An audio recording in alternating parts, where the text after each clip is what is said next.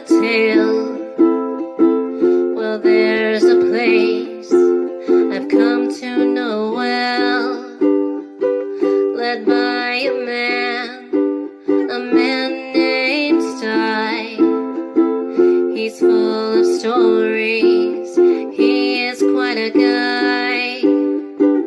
Sit around the campfire and hear him tell his tale. Some may be able to relate to him quite well. We're all just people looking for a place to go. Well, Sty has made one, and it is quite a show. Come meet Sty, he's quite the guy. If you're feeling lonely, come and make a friend. If you need a story, on Sty you can depend. His voice is soothing like a lullaby. Sometimes he brings a tear to my eye. Sit around the campfire and hear him tell his tale. Some may be able to relate to him quite well. We're all just people looking for a place to go. Well, Sty has made one, and it is quite a show. Come meet Sty, he's quite the guy.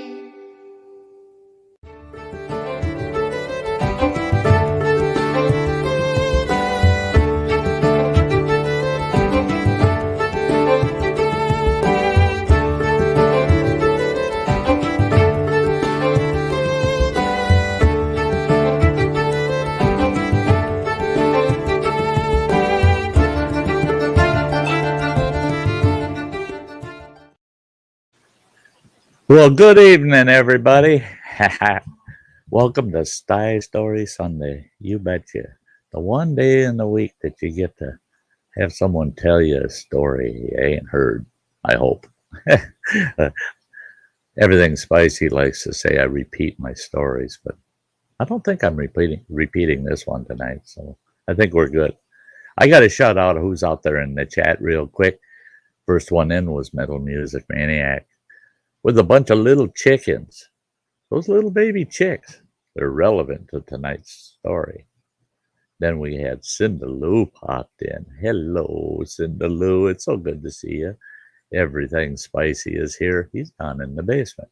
He's actually behaving himself tonight. I'm surprised. Heartsight. Eileen, it is so good to see you, sweetie. There's Tim with Kirk Whipper Voyager Center. Awesome. King Bluto. There you are. Great to see you. Great to see you. Kimberly Ferris. Yeah, Kimberly Ferris never misses a show. She's great. Yeah. And who else we got going down here? We got Grilling and Chilling with Mojo. He down in the basement tonight. Yeah, he's going to join us up here. Anybody else? Anybody else?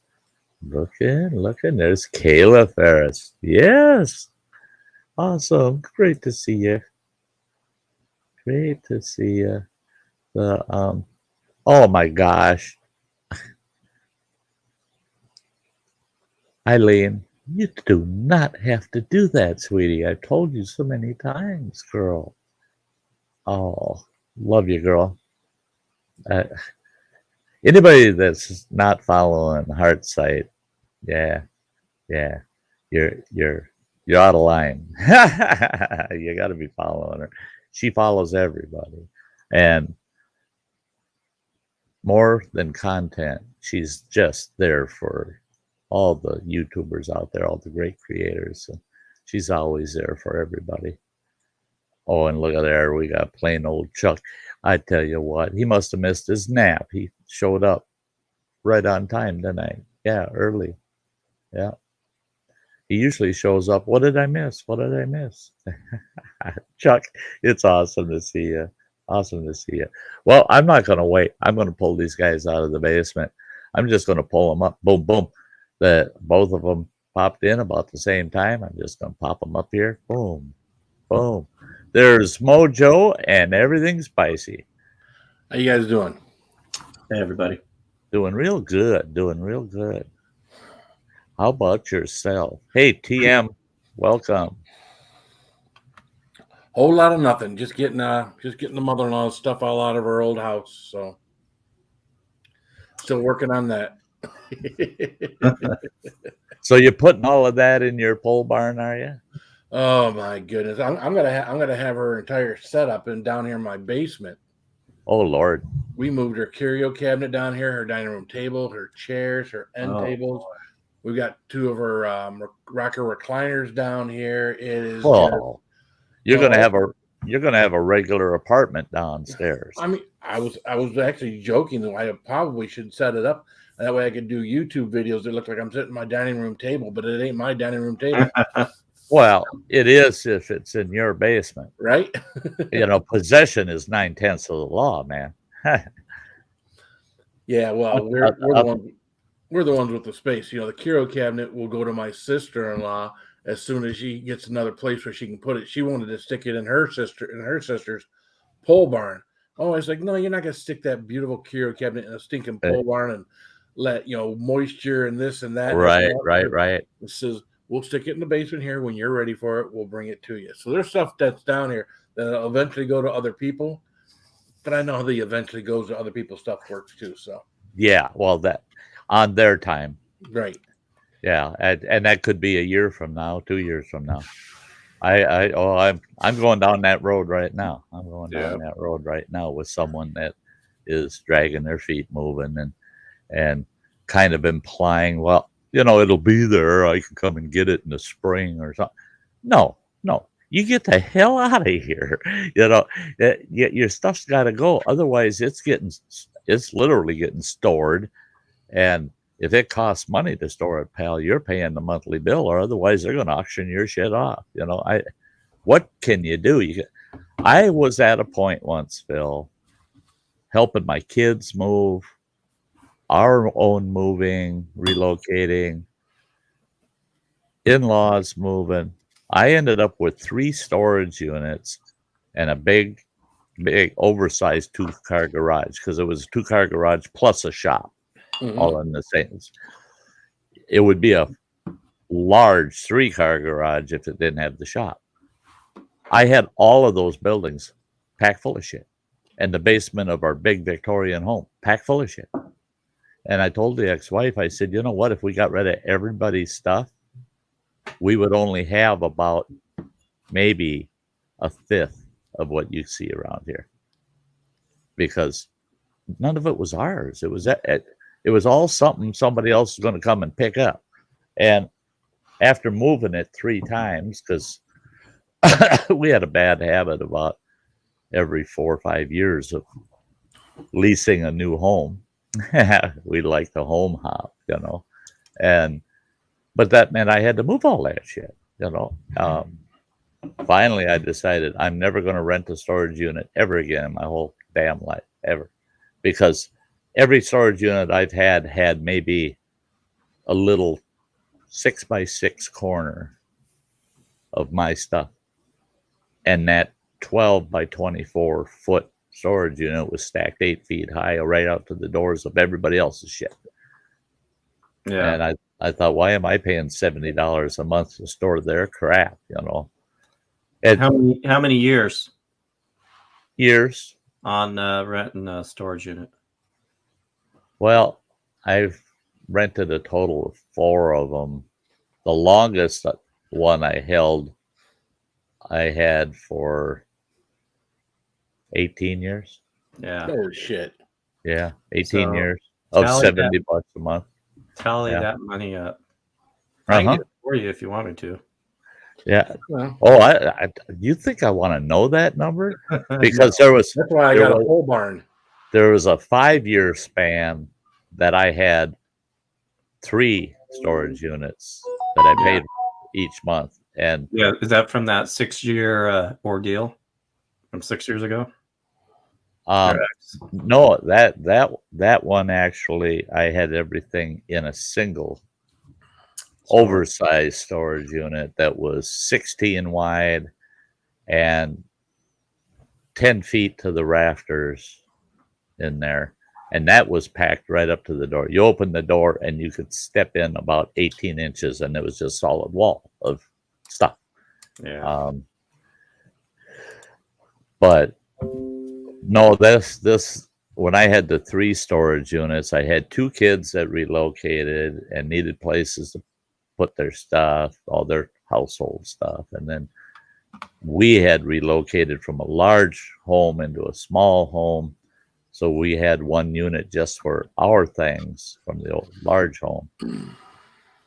Which was I didn't have an issue with because we were in the smaller place for only about 18 months. And then we went into another very large home. All that stuff got moved out of the storage unit. And I could let the storage unit go, But the one with the kids' stuff in, I kept telling them, clean it out. Get your stuff the hell out of there so I don't have to pay that rent on it. Oh yeah. Dad, I'll help you pay the storage on it. Help me. It's all your stuff. Why don't you just go and we'll get the lease swapped into your name so that I don't have to think about it?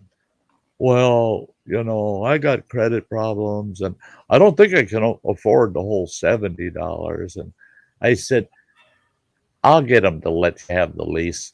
And I'll just give you, I'll tell you what, I'll give you $35 a month as long as you put the lease in your name. And then I know that the guy that owns the storage unit will at least get $35 a month. I'll send them 35. You send them the other 35. Never worked out. They did, yeah.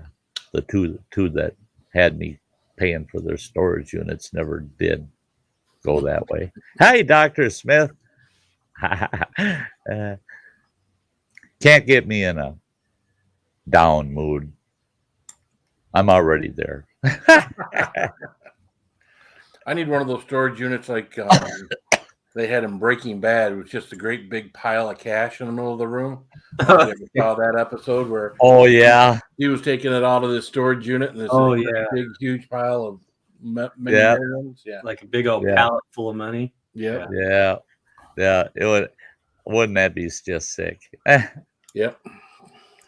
I got to witness this local locksmith here in town. I've known him for years. He's a Vietnam vet. He's goofier than sin, but boy, can that guy pick locks, man.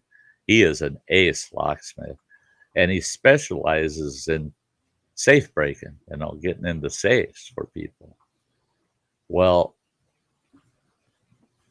we had a local tribe here that had a big ass built in the wall room safe, right? They lost the combo. The last person at the reservation that knew the combination to get in that safe died unexpectedly, but nobody else knew the combo other than him. Well, they figured he had to have written it down somewhere, put it in his computer or something. Man, they did all this forensics on everything he owned and the computer, trying to find anything with that combo. No, couldn't find it. So we hired this guy, and it took him 5 weeks to get into that safe. And when he opened that, because the tribe did not know what this guy had put in there, he was the tribal chairman. They got that safe open and opened it up. Oh, there was only $350,000 worth of casino tokens, dollar casino tokens. Yep, 350 grand's worth in there, and nobody knew that's what was in there. That was pretty cool. When Jim called me up and said, "Come on down, I'm going to have that thing open in about 20 minutes." And so I got a whole contingency of tribal officials to come with me. We go down there to be there so that nobody can say Jim stole something or anything.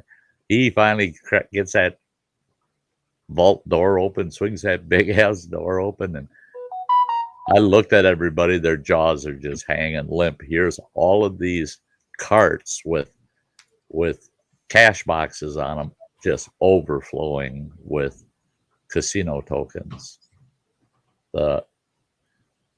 I mean, you could run off with a whole box of them damn things and have a couple $1,000, you know. And once they're in your possession, there's no proving when and where they came from. I mean, you could be playing a dollar slot machine and cashing out $100 a night for the last 10 years. How can we prove you wrong unless we watch every single footage of security for 5-10 years?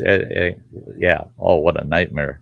Once we realized what was in there, everybody panicked. In fact, the new chairman at the time says, weld it shut. I don't want anybody ever getting in that room again. But surprise, pretty cool. Hey, I see Nick is out there. Good to see you. And Jay Lawn and Hedge Cutting. And Dutch Preffer's in the house. Good to see you. So is that safe that was in the casino? No, it was in the tribal accounting department. In the casino? No. No?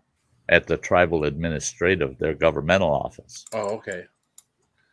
So the reason the reason it was put in there, we did find out. You had to back analyze it until you found out where in the hell chain of command, what happened, how to get there.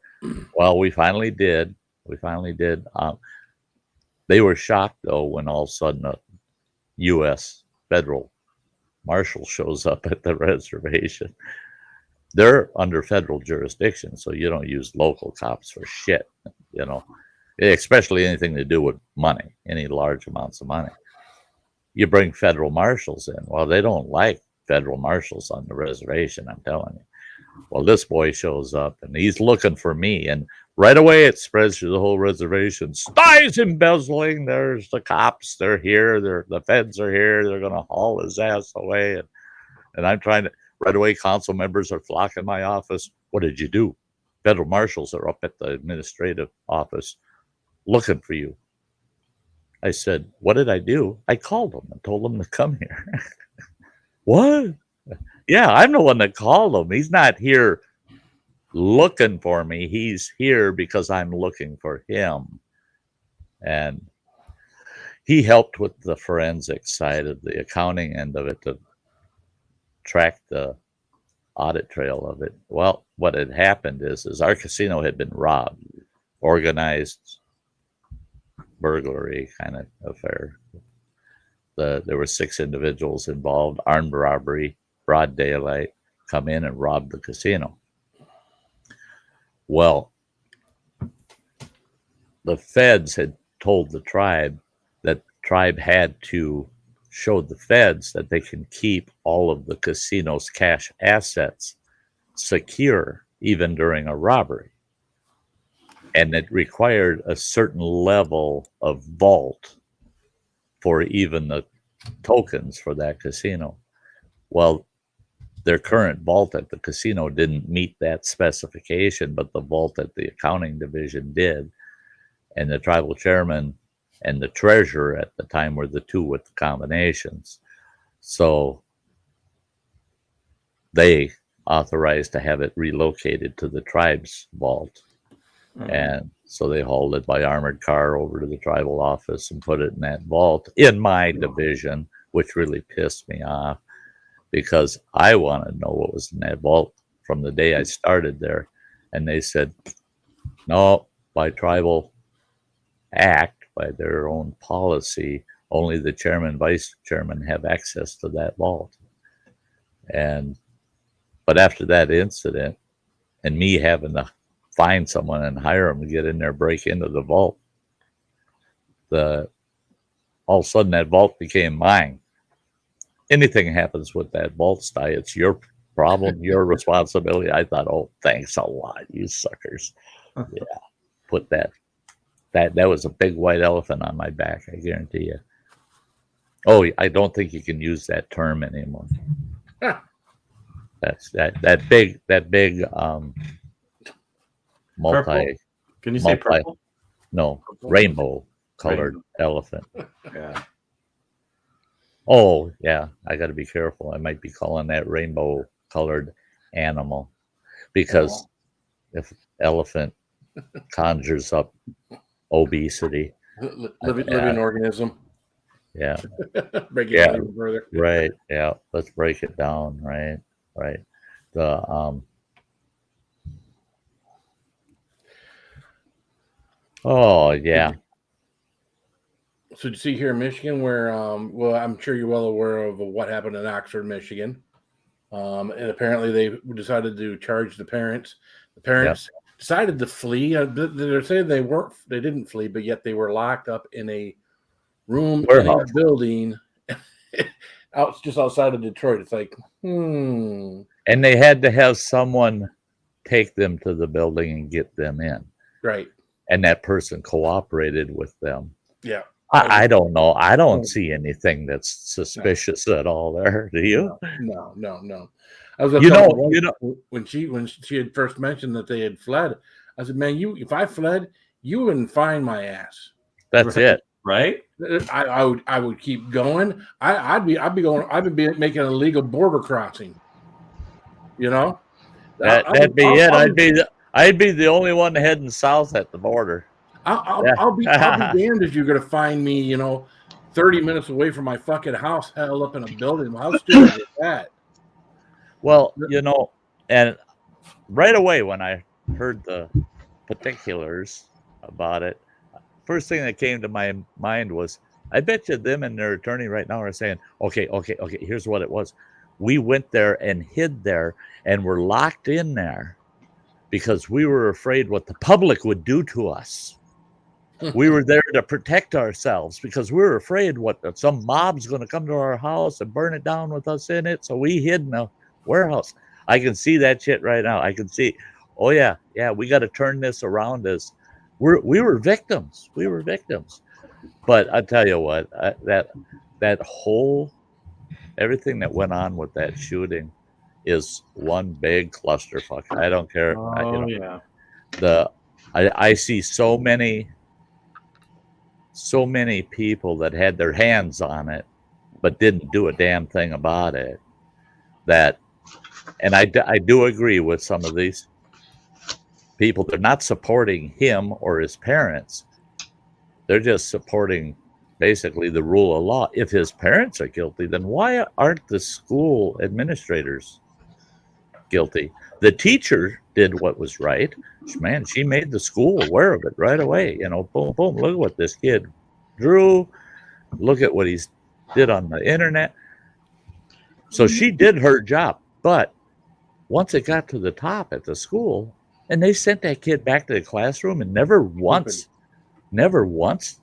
even asked if he had the firearm with him. They not only that, they didn't look in his backpack or search his locker or nothing. I mean, my God, I went to high school in the 70s. I graduated in the 70s. But if somebody said, I saw a Sty with an ounce of pot, holy God, I'd be standing there in my underwear in about 20 minutes. They would have strip searched my ass. They would have taken everything out of my locker. They would have even searched the school bus I came to school on. And this kid is a shooting threat. And they go, well, if you're not going to take him home, we'll just put him back in class. I see culpability amongst so many different people there.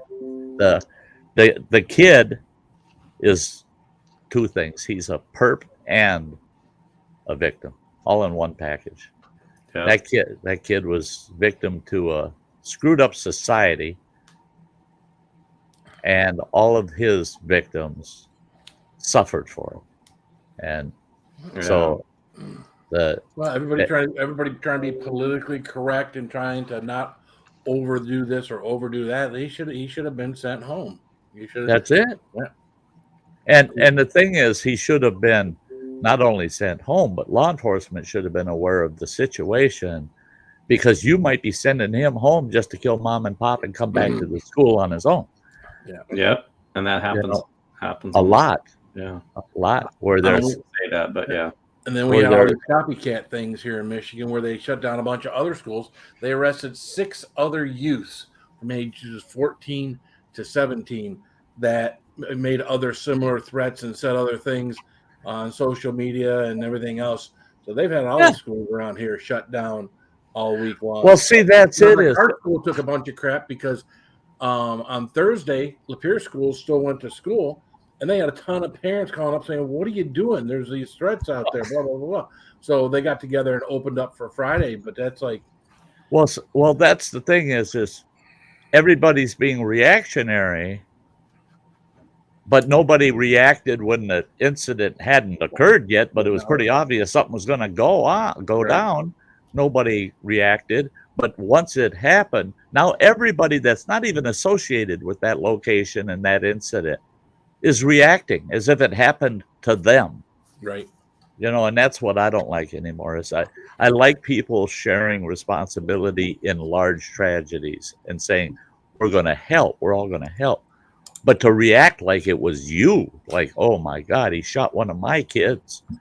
We got to shut our school down for the next 6 months because one of those bullets might have had the virus on it. Well, you know, here's how I look at it. You know, none of us worry about what goes on, and we do somewhat what goes on in other states and things like that. When this stuff hits 20 minutes away from your house, this becomes real. You know, when there's terrorism, a 9/11, and they take down the Twin Towers. You know, we watch it on TV, but it really doesn't affect us a whole lot because you know what, we're not there, or we maybe didn't lose a loved one or something. You know, the whole thing is we try to take care of this stuff so that it doesn't hit home. You know, they talk about these illegal aliens coming across the border and saying that all states now are border towns because they're dropping these illegal aliens off in the middle of the night. All over. In a state, it could be in your town. And once it's there, there's nothing you can do about it. So if you're not fighting, if you're not thinking, or you're not, standing up against what's going on, see, that's it. You can't complain. See, and that's it, though, Phil. What you're really hitting on, I think, is one of the most important things is local, county, state. Those are the first 3 steps to a secure life for a person. They need to know their local government. They need to know what protections are in their locality. They need to know what the county is doing and to protect their interests and their freedoms. And they need to know what their state is doing. The feds actually have very little effect over what happens locally. Right here in the county I live in, on the COVID thing, when it first started and they were doing the mask thing, you can't go into the public without a mask. You can't go in a building without the mask, and this and that. Our sheriff went public right on TV and said, I don't give a shit if God sent me a memo that said that you got to do that. Bullshit. This is my county. He says, pass all those mandates you want, but not one of my officers is going to write a citation for anything to do with a mask, or he's going to be being a meter maid for 6 months. He said, I am not wasting the resources of this sheriff's department on giving people citations for not wearing that mask. That is not our job as peace officers.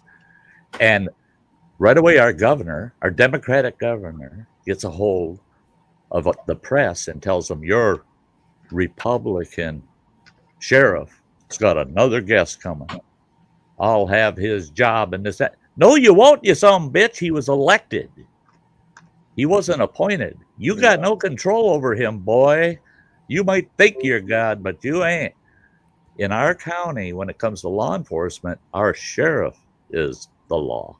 He's the one that has to, he has to determine what's going to be enforced and what's not. And he realizes his constitutional authority as an elected official. And he said, the only way you can stop me from being the sheriff of this county is to get the county to vote me out. Do a recall. And they tried, didn't work. Didn't work. In fact, he got more votes on the recall to keep him than what he got to win the office. And it was because everybody, even the liberal side, said, we need a sheriff that's got some backbone, you know. Oh, he totally supports masks and vax and all that. He says, do it. If you're good with that, do it.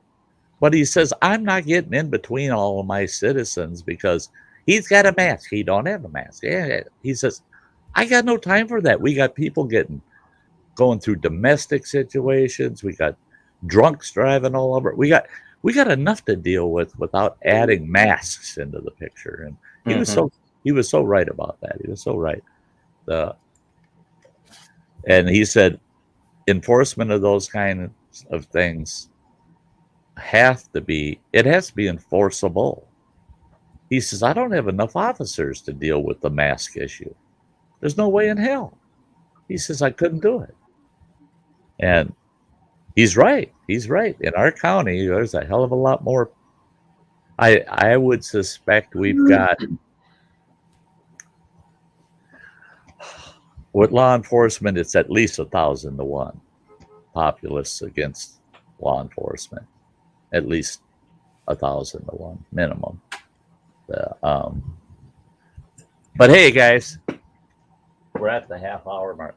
I got to do the Sty Story because when I get relocated to my new studio, I'm going to go through and start doing chapters on all my Sty Story Sundays so that people can find the Sty Story and just catch that. They don't have to watch the whole stream, right? See? That's awesome.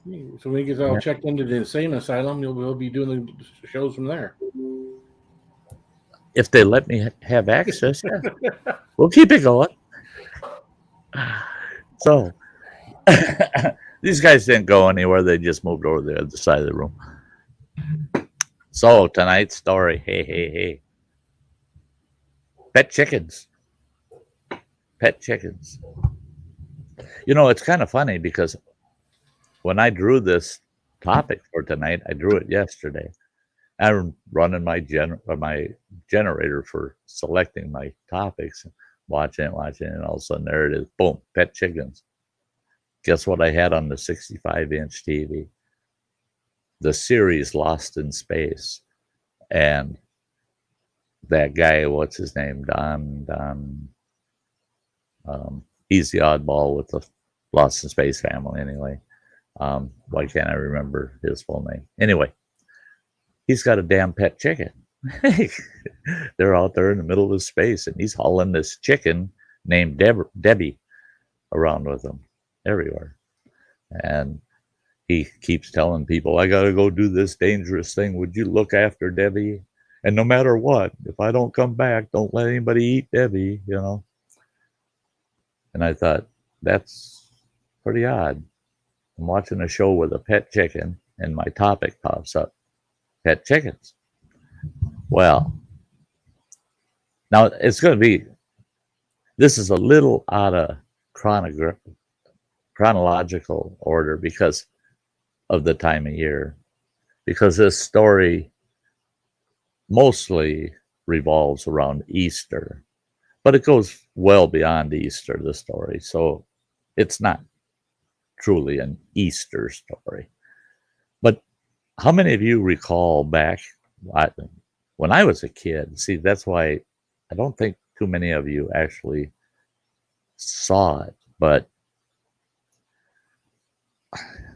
when I was a kid, our local Ben Franklin store, you could run down there the whole week before Thanksgiving, or not Thanksgiving, Easter, and they had these great big boxes that were just packed full of baby chickens.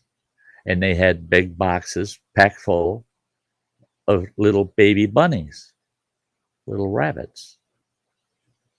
And they were all different colors. There were blue ones, pink ones, yellow ones, white ones, red ones, green ones, all these different colors. Now, as a kid, you just like, oh my God, I want to see the chicken that laid the egg that those little colored chickens come from, you know. We didn't know. We didn't know that all you got to do is inject the egg with food coloring, and it'll dye the feathers of the baby chicken. When the chicken hatches, it'll be whatever color food coloring they inserted in the egg. And the food coloring is food grade, and as long as it's bacteria or virus free, doesn't hurt the chicken as it develops and grows, right? Well, everybody back in the days in the 60s bought their kids colored little baby chicks or little bunnies that were colored. And how did they color the bunnies? Pretty much so the same way. They take white rabbits and they dip that live rabbit, they'll dip that sucker in a tank of dye, and it turns his fur that color. Well, it's food grade, the dye they're using. And within a matter of a few months, a rabbit changes its coat, its hair sheds, and it changes its coat. And after, just like our hair grows out. If you dye your hair and you're trimming it, eventually that color's gone. Same way with a rabbit. They'll do the same thing. All of a sudden they start turning white. And it's like, my rabbit, he's losing his color. What? Am I feeding him wrong? You know? Same with the chickens. So if you got a blue chicken and a pink chicken and a green chicken, just wait a while. They're going to all be white. They're all going to turn white. So back in the 60s, everybody, for Easter, oh yeah, we'll have an Easter basket full of Easter eggs and candy and all that happy horse shit. And then we'll have one basket that's got wire mesh over the top that's got little colored chickens in it for the kids. Well, that was a good money-making market for these chicken raisers because 98% of them chickens were dead within 4 or 5 days of Easter because nobody knew how to take care of the damn things. They were all city folk and people in the suburbs. They don't know shit about raising a chicken.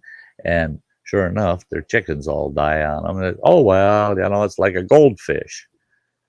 You can imagine all the animal activists that got involved in the 70s and shut that kind of crap down, you know, quit selling baby bunnies and baby chickens to these little kids on Easter. And the Phil is froze. That's funny. Yeah. He looks like yeah. The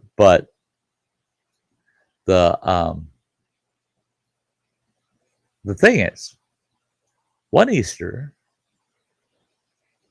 my dad gave in and let my sister and I each get a couple of these little colored chickens, right?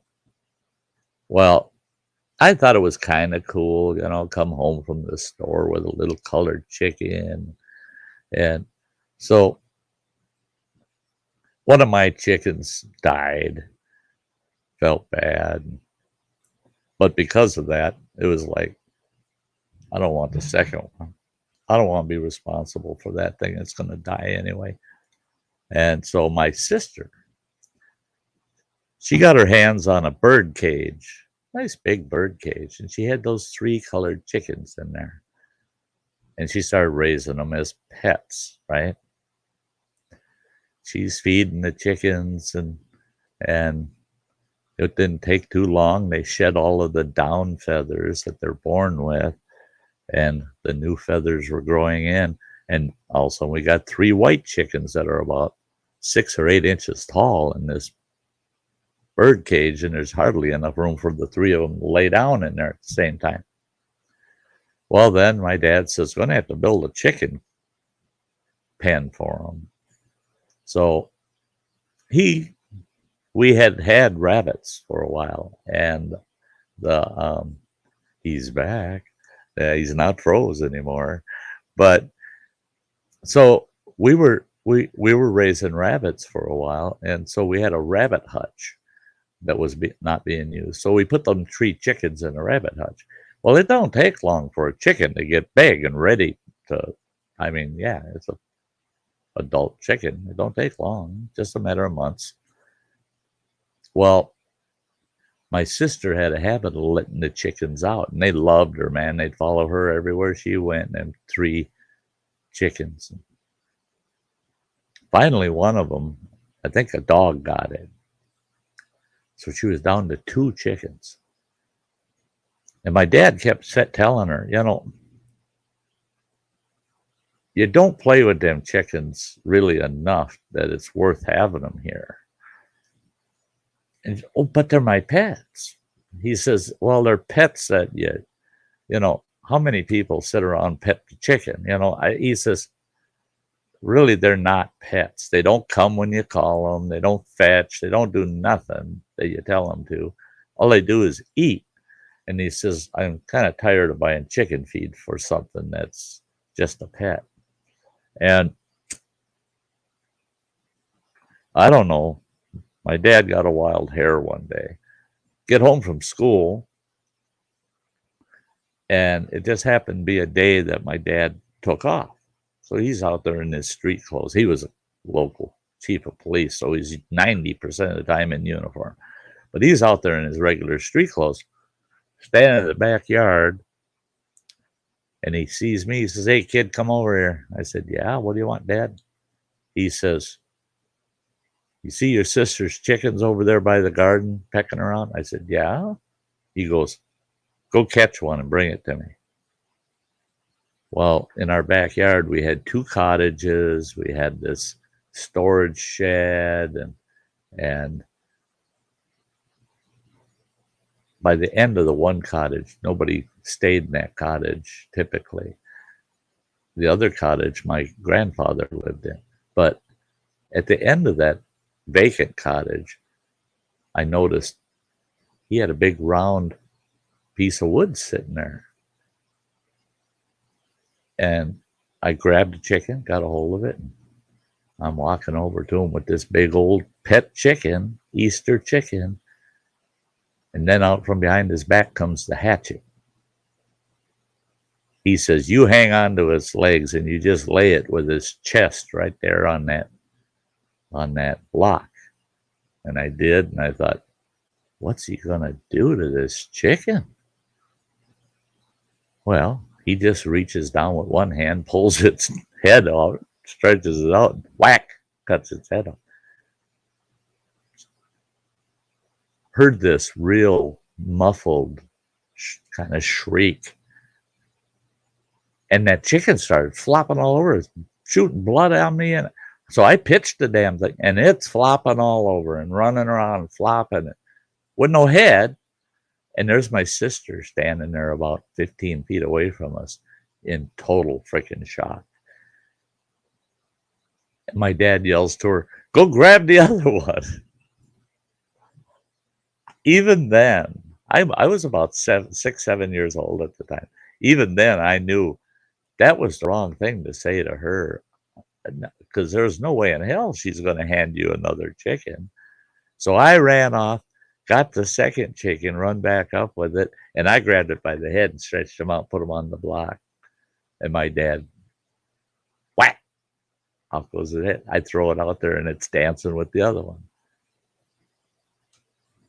Then I realized my sister wasn't there anymore. She must have gone in the house. Oh my God, it went all the way through town. I heard the comment so many times. So your dad's a pet murderer, huh?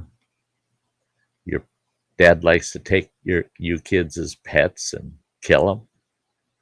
What? We heard what your dad did to your sister's chickens. I said, and I told those kids, you think what my dad did was bad?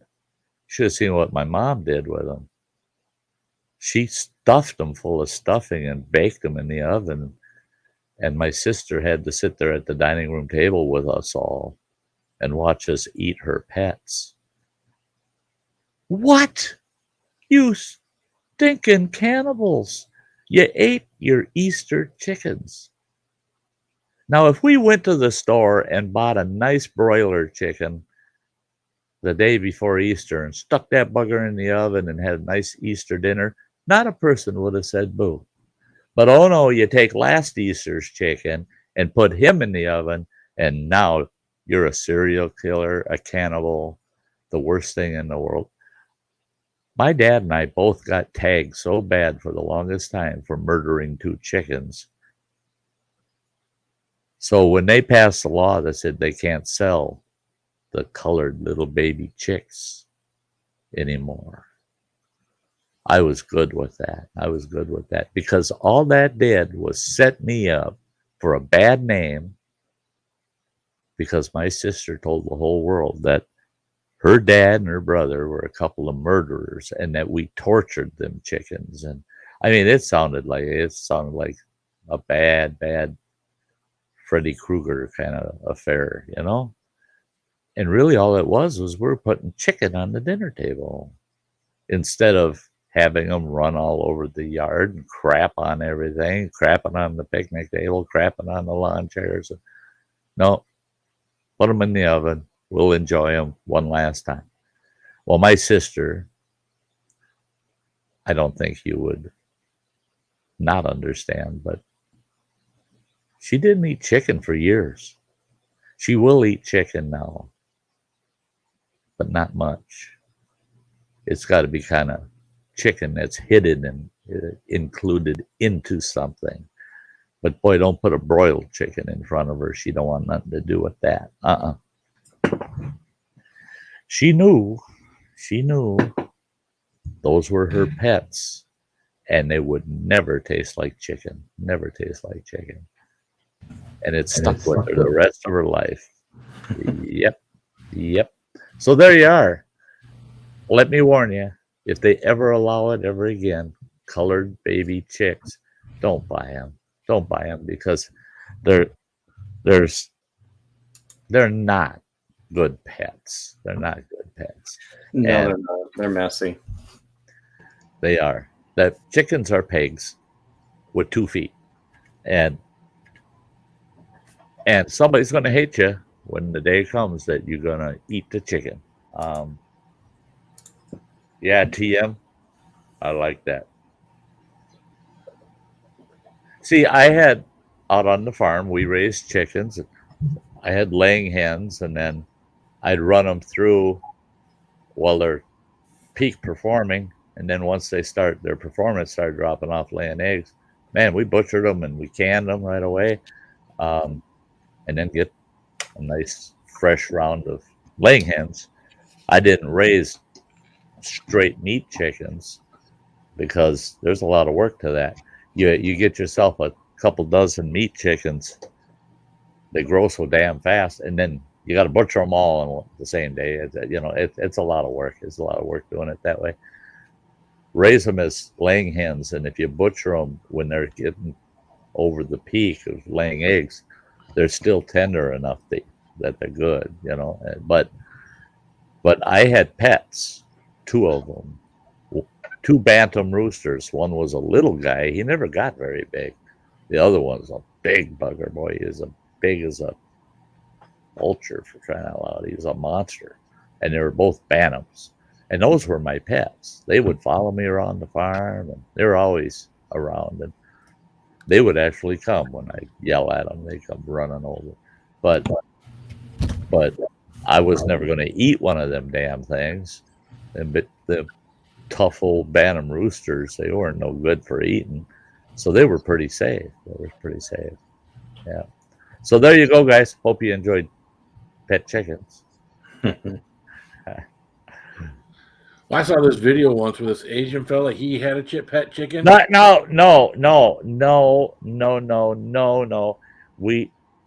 We all know where the virus came from. You don't have to tell us the details. I'm glad Mojo doesn't have a clue what you're talking about. Kind of after that statement. Yeah, it was a bad. It's a long lost video.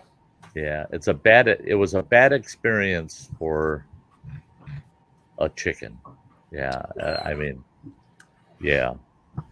some things chickens are just not made for. Hey, Matt J, it's great to see Yeah. the but yeah, I mean that's the thing too is with any kind of livestock animal. I tell people if you're gonna raise any kind of livestock animal, don't name them for God's sakes. Don't name them. You know, if you name it, then you're not going to be willing to butcher it. If your family members name it, you're going to become the bad guy. No matter what, you are going to be the bad guy when it's time to put them in the freezer. You know, we had 2 pigs on the farm, and the ex-wife went and named them Lenny and Squiggy. Oh my God, the whole damn family was just in turmoil because Dad and the neighbor went in the barn. They had the tractor with the bucket and a big chain hanging from it, and they went in the barn, and I heard kapow.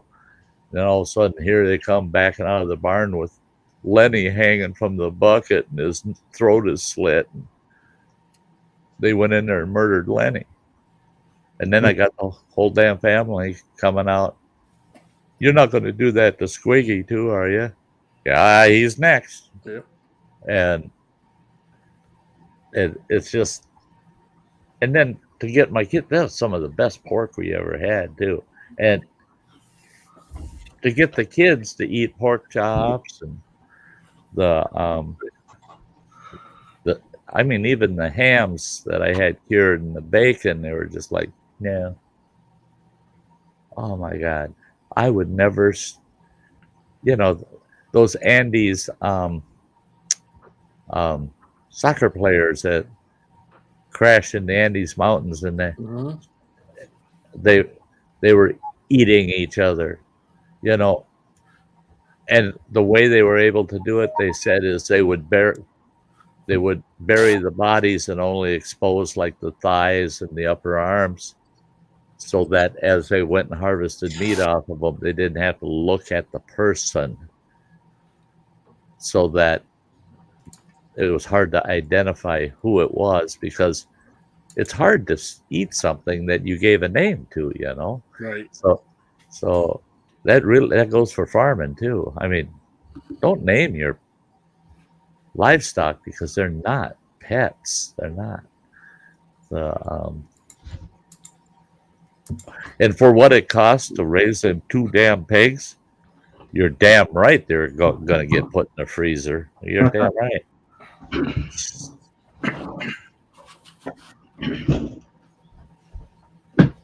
Oh no. Now people have to sit here and watch Phil get a little head. Mine don't bobble though. It don't bobble.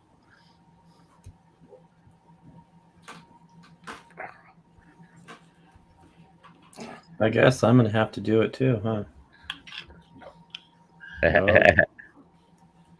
Borrow Sty's glasses. Nope.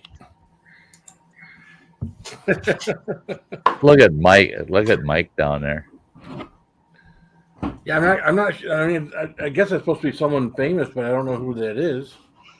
I heard he's pretty famous. You think with the busted tooth, that would be pretty obvious who that is, but.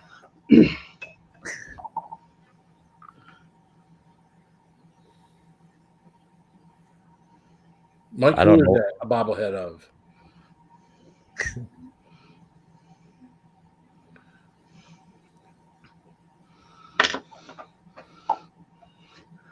Uncle Sty. Uncle Sty. This is Uncle Sty in about 6 months. Oh, wow. Thanks a lot. Thanks a lot, bud.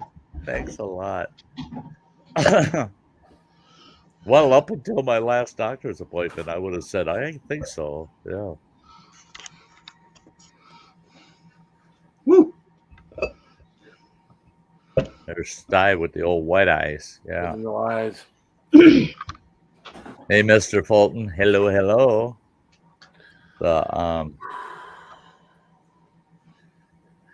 Oh, yeah, look at that. He's all lit up. Yeah. That's the way I was last Christmas. Yeah. I bought this off of Captain Jerk. Oh, you did? The Yeah, only one, the first one he made, and the only one he had like this, and he sold it to me. Captain Jerk sure makes a lot of them skulls. He gave a bunch of small skulls to Samantha. And this thing's like 6 pounds. Is it? Yeah, it's beefy. It's heavy. Yeah, this was pretty heavy too. My daughter made this out of pottery for back in high school. Uh-huh. So this has got some decent weight to it. Yeah. It's got a hole in it. That's where you put your pecker. Oh yeah. Mine barely fits though. It's kind of a tight, but oh, jeez. I'm not buying that. That's, jeez. Hey, look at Mojo. Talk about getting a little skull. That's great. There you go. I've been buddy. He's a good looking guy. Get out of the way. Yeah. He doesn't belong here. He manhandled him. He's not as gentle with him as you typically are with Sty 2.0. I'm very gentle with Sty 2.0. I still loved it when you had him out in your truck with you going around town. Yeah, it's been a while since we went riding together. Yeah. Oh, did you do that, Phil? Oh yeah, I made videos of me and Sty 2.0 driving around, going up to Meijer and Walmart and all the different places. Yep. Yep. Look at that mask. Mask. So I'd put him in the back seat with the window down, and when I drive to work every day, I'd have that window down. Yeah. There you go. Where's the chickens? Yeah, right. Yeah. My God, it's the Christmas season. Everybody's playing Halloween tonight. I mean, what the heck? What's up, Russell? Yeah. I'm up here with a bunch of Halloweeners. I dropped my Pornhub tablet. Damn it. Be all right. Pornhub tablet, eh? Special tablet. Hey, Blackbird. I've been supporting this. Raven the Blackbird.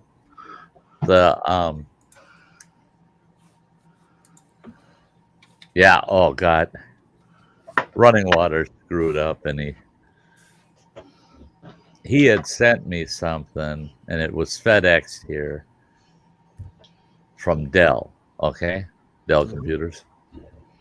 Well, then he forgot to change the delivery address, and he starts ordering more shit. And that's getting sent here. I don't need his packages, man. You should see his house and the packages, especially the Amazon stuff. I mean, he's got a nice big office. It's like 12 or 14 by 14, big office. And that office is literally half full of unopened Amazon boxes that he's got to go through. And I look in there and I go, it's a miniature Amazon warehouse. I've never seen anybody with as many Amazon packages as this guy. Well, throughout the house here and there's other piles of boxes of his. So I can't wait to get the youngest boy out of the house so I can take all of those things, take them in his office, and him and I already talked about, I'm busting every box open, and I'm going to categorize everything, the types of items he's got. He's got everything from kits to build guitars, banjos, ukuleles, and he's got miscellaneous parts for making musical instruments. He's got musical instruments. He's got tools. He's got I think it's a one horse, I think, or a horse and a half, maybe. T-handle drill, brand new. It's in the box, but it's in the prime box. And if I take all the shit out of their prime boxes, organize it by type, what it is, I'll get half of the room it's taking up now. I'll get that back because 90% of that shit's in a box that's twice as big as the box of what he ordered. So I looked at that and I go, shit, I'm going to take a whole week and set that room up and just sit in there with a case cutter and start opening fucking all the cardboard I'm going to have. I'm going to have bundles and bundles of broke down cardboard, for God's sakes. But he sent me over there because his bank went and changed ownership. And the new bank sent all of its customers new debit cards. Well, they did that right after he went back out on the road 2.5 months ago. And Phil touching buttons again. Well, his current debit card quit working day before yesterday. He's out on the road. All of a sudden, he can't get to his main bank account. He can't get any money out of the damn thing. His debit card is no good anymore. So he got a hold of them, and they said, well, you're supposed to reactivate your new card and use that. And he goes, what new card? They said, well, we mailed it to you about 3-4 weeks ago. Oh, well, that means it's at home. And he talked to them, and they said, yeah, if you get all you need is the card number and the security code, and you can validate the card, activate it online, and then you can use that number, So he calls me and says, can you run over to the house and go through all my mail since I left and find that envelope, open it up, grab the 2 cards out of it, get me on the phone, give me the numbers so I can reactivate it so I got some cash out here on the road.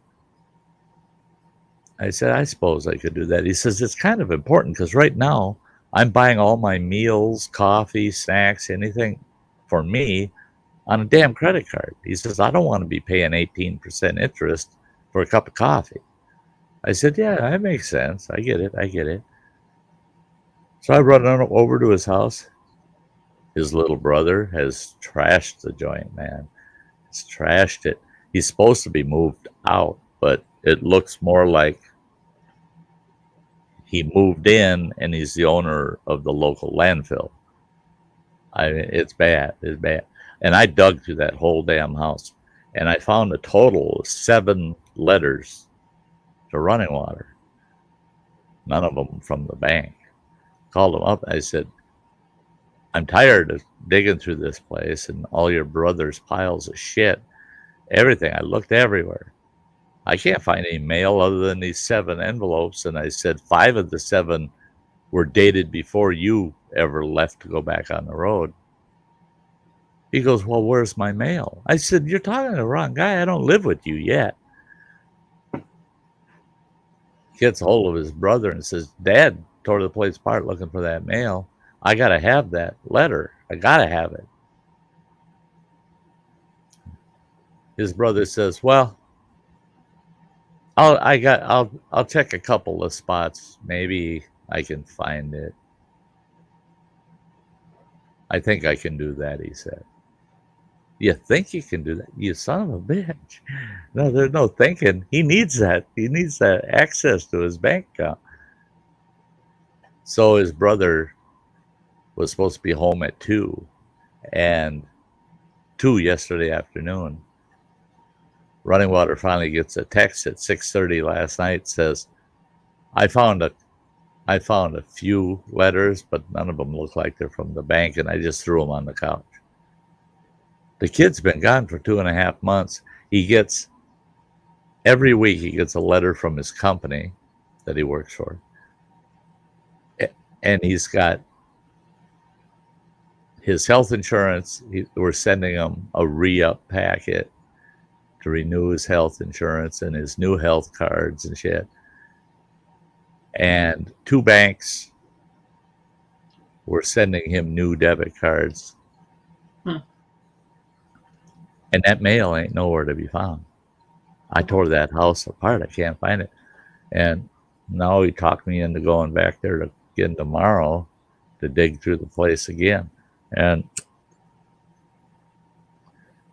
I don't know what his brother did with it. I said, I got this uneasy feeling it ended up in the trash, Mm-hmm. Hey, Chowser and Yoren, great to see the 2 of you. But yeah, I told him about you, Mike, when you had that incident on your card, and all of a sudden everything got locked up. And he goes, it's not the same reason, but it's the same effect. He says, I got access to nothing. Bank said I can't get access to nothing until I have those cards. And I said, you should get a hold of the bank immediately. Tell them send you new cards, and I'll watch the mail every day. Yep. And he said that the bank told him, well, minimum 7 to 10 days for you to get the new cards. Well, he's heading home on the 20th, and it's the 5th. So by the time he gets the new cards in the mail, by the time I get him the numbers, by the time he's able to use them, he's only going to have another 5 days out on the road. And he's really concerned because the bank couldn't assure him that his auto pays to that account are going to process like they should. And so he's nervous about that shit, you know, his mortgage payment, his car insurance, his one car payment, you know. And I told him, I said, man, I get it. You know, I was over there, spent 2 hours tearing that house apart, trying to find his mail, but no sign of it. And I said, I even went out and looked in the garbage, and I said, nope, they came and hauled the garbage. So, yeah, that poor guy. That mess took 6.5 months. Oh, see, running water would be. And by the time it got cleared, I was $100,000 in the hole. That's insane. Yep. Yeah, that's insane. Yeah, and that's the thing with running water. For him to actually get this, to protect himself, to get it fixed, that because his payroll is automatically deposited into that account, he'd have to really scramble when he gets home, go down to one of the local banks here, open a fresh account, get the routing number and account number to his employer, and get a direct deposit to that new account. Yeah. Otherwise, if they can't resolve things in a timely manner, he's screwed. Well, the reason it took me so long is because there was a total of 58 accounts that got whacked. Not just me; it was 58 accounts, and they had 2 of them. So, yeah, that's why it took so damn long. That's it. Is they wanted to resolve issues for all of them. Yeah, but it didn't matter. I was still screwed, you know. So I have 2 different bank accounts, well, 3, but 2 different bank accounts where I can go in with my debit card and get it now. The other place, which is a big bank, I don't have a debit card right now, and that's my main account because it expired. They sent it out, and I never received it. And now here it is going on 3 weeks, and I'm going, well, I guess I'm just saving money because I'm not spending it. Yeah. See, that's me. Is my money is dispersed across 4 accounts, and if something happens to one between the other 3, it'll carry me, you know, till I get the one resolved, and because I'll just in a direct deposits to the one that's being affected, I'll just convert those to a different account, and those are at 4 different banks. I don't even have them 2 accounts at the same bank.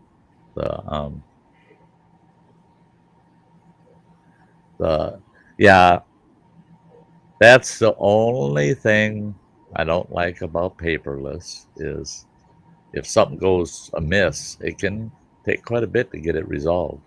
Oh yeah. And like you were saying, the bills that get paid, right? Mike, that was saying that, or you? I can't remember. Yeah, both of us. So if it's attached to that debit card, like I have some attached to the debit card, I use a debit card for certain chats and stuff, and that debit card is expired now. It's gone, and I'm getting a new debit card. So that with whatever bills are attached to that card, they're not going to get paid. Yeah. That's it. I did that this morning because I closed an account. There was a fifth account, and I closed that, transferred all the funds into one of the other four.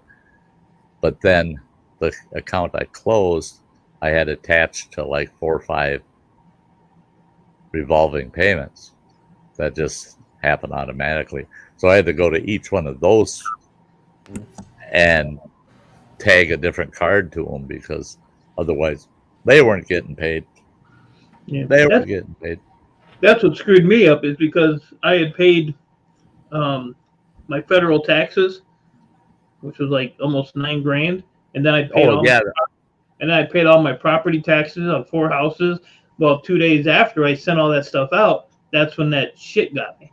So all that was just, when they went to get their money, there was nothing there. No, it's just hanging. Yeah, and then I had a $53,000 medical bill I had to pay, so that got whacked. And then you figure, 6.5 months of lights, gas, water, cell phone, food, just to survive. Yeah, so I got screwed. Yeah. I mean, I got my money back, but I was still, well, that's it. in the hole. So that's it. Mm-hmm. But now my bank kisses my ass. I bet. I bet. Yeah. That's the one bank I bank with. They did a major F up on me, which was not a good one. You don't want to, because I felt for you, Mike, on the paying the taxes thing, because it was terrible. I had made an $11,000 payment to the IRS, and my bank rejected it. They said unavailable funds, and I said, with 53 grand in that account, you're saying that you can't cover 11 grand? What the hell are you talking about? And they said, well, no, we don't see 53 grand in your account. We see 5,300 next XYZ dollars. I go, some asshole at your bank made a transposition error then. Mm-hmm. And I went down there, and after about 6 hours of fighting with them, and I made them print off every detail of that account as far back as 2 years, just to show them the activity in the account. And I made them reconcile the account, and then they saw where they fucked up, and they did. Yep, and then they fixed it. All of a sudden, I got 53 grand in the bank, but I got the IRS sending me a fucking letter that says, we're going to put a lien on all your property for you writing us bad check. And they said, plus we're turning it over to law enforcement for bank fraud, because you don't write an $11,000 check unknowing that you didn't have the money in the bank. You knew you didn't have the money. So I got to get hold of the IRS, and I'm arguing with them, telling them the bank fixed it. It'll clear. Run it through a second time. You can do that with that payment. And the IRS says, no, we never run it through a second time. I said, well, I ain't going to pay you a second fucking time, because my luck is some asshole at the IRS is going to run it through twice. Mm-hmm. And so, God, it was just a nightmare. It was a nightmare. Finally, it got resolved, but that was the bank's fault too. And boy, I let them know just how miserable they made my life. And I got a kick out of it because the vice president of that bank worked with me on auditing for years. And when she found out what I was going through, she got in the mix. And oh my God, did she rip some new assholes there at the bank. She says, you're fucking with a guy that's a forensic auditor. He ain't going to walk in here and say, no, I had 53 grand in that account, unless he had 53 grand in that account. Well, we were sure that he was wrong. No, he's not going to be wrong. And that made me feel good that at least she recognized that I'm not going to come flying in there and give him a line of shit. And I guess I got so anal about being so penny wise with my accounts, because the first year I was married, we had rented a nice apartment. We're in our apartment. All of a sudden, I get a phone call from the landlord, and she says, "This is you'll get it in writing tomorrow, but I just want to let you know you're getting your 30-day notice to get the hell out of my apartment." I said, "For what?" "For not paying a damn rent." I said, I gave you I paid you. You got the check?" She goes, "No, the check wouldn't clear. And I ran it through the bank a couple times. It won't clear." I went flying out of that bank. The wife was with me, walking the bank, and I got a hold of one of their account managers, and I started ripping them a new one up and down all around. "I made this deposit on such a freaking day and this and that." I said, "I know exactly the day I made the damn deposit because we were heading out of town for a week-long vacation. So I made that damn deposit before we hit the road for the vacation." "Oh, well. And they look back, they go, "There's no record of that deposit whatsoever." I said, "I'm sure I got something at home. I'll be back." So we got in the truck and we're going down the road, and ex-wife opens the glove box and she's going through and she goes, "Oh," and I go, "What's the," "Oh," she goes, "Look at," and here's a check with a deposit slip, paper clip to it. "Oh shit, when we left town, I guess I forgot to stop and drop that in the deposit." Oh no. Yeah, I thought I was gonna have another problem because I went to when I went to board sort a couple weeks ago. Well, I always get home late, from there, so I just run my check through the ATM, just deposit. So I didn't, think nothing of it because on the top it said, $4,770. So, but the bank then when you get your receipt out of the ATM, it'll actually photocopy the check right on your receipt. You have a picture of it. So I got a call from the bank and they're like, the next day, and they're like, "Well, did you deposit a check?" I said, "Yeah, last night." And I told them what time. I had the receipt right here on the desk. She said, "Well, there's a problem." I said, "Well, that's normal for your bank." Mm-hmm. I just dealt with an $80,000 fuck up. I said, "What's now?" I said, "This is only $4,000." She said, "Well, your account has $47,770 in it." I said, "Well, thank you." On the receipt, it printed out $4,770. On where it does the writing of your balances, it said 47,770, which wasn't right. And then it printed out the check itself with the 4,770, but it deposited 47,000. I said, "Well, board sort's gonna be pissed at me, ain't they?" Yeah. I said, "That's on your machine's problem." I said, "You fix that." I said, "Because if I have to go through what I just went through with you people for 7 months," I said, "we're gonna have a serious issue." Oh, no kidding. Like, no, she said, "We're just verifying, you're letting you know that, what's going on." I said, "Well, fix it and let me know." And about 20 minutes later, they called me and said, it's handled. Because I went on my online banking and look, it's sure as shit, 47 grand. I said, "Hookers and drugs tonight." Yeah. Oh, we're partying hardy. I'm excited, yeah. Well, I just had an incident on Friday. I had gotten a letter from Social Security because in February I finally qualify for Medicare, right? Well, the prescription side of Medicare, you got to buy a separate plan for that, because Social Security doesn't even have plans for prescription. You get those from a third party, but Social Security will pick up part or all of your premium for that plan, depending on how much you're making annually, right? But you got to fill out this form and send it to them, and I did. And I thought maybe I'll get a little subsidy against what it'll cost me for that prescription plan. I get this letter back last week, and it says on there, "You don't even come close to qualifying for that subsidy." And I thought, no, I calculated it out. I fall underneath the cap so easy. I should be getting almost 100% of the allowable subsidy, which then my plan will only cost me about $40 a month. And I started looking at their letter, and in one of the pages is how they broke down the income. right there in plain frickin' day, it says other income, $36,000. And I go, well, where in the hell is that coming from? Because it's coming from some other place I'm not aware of. Where the hell is that 36 grand coming from? Because I've got my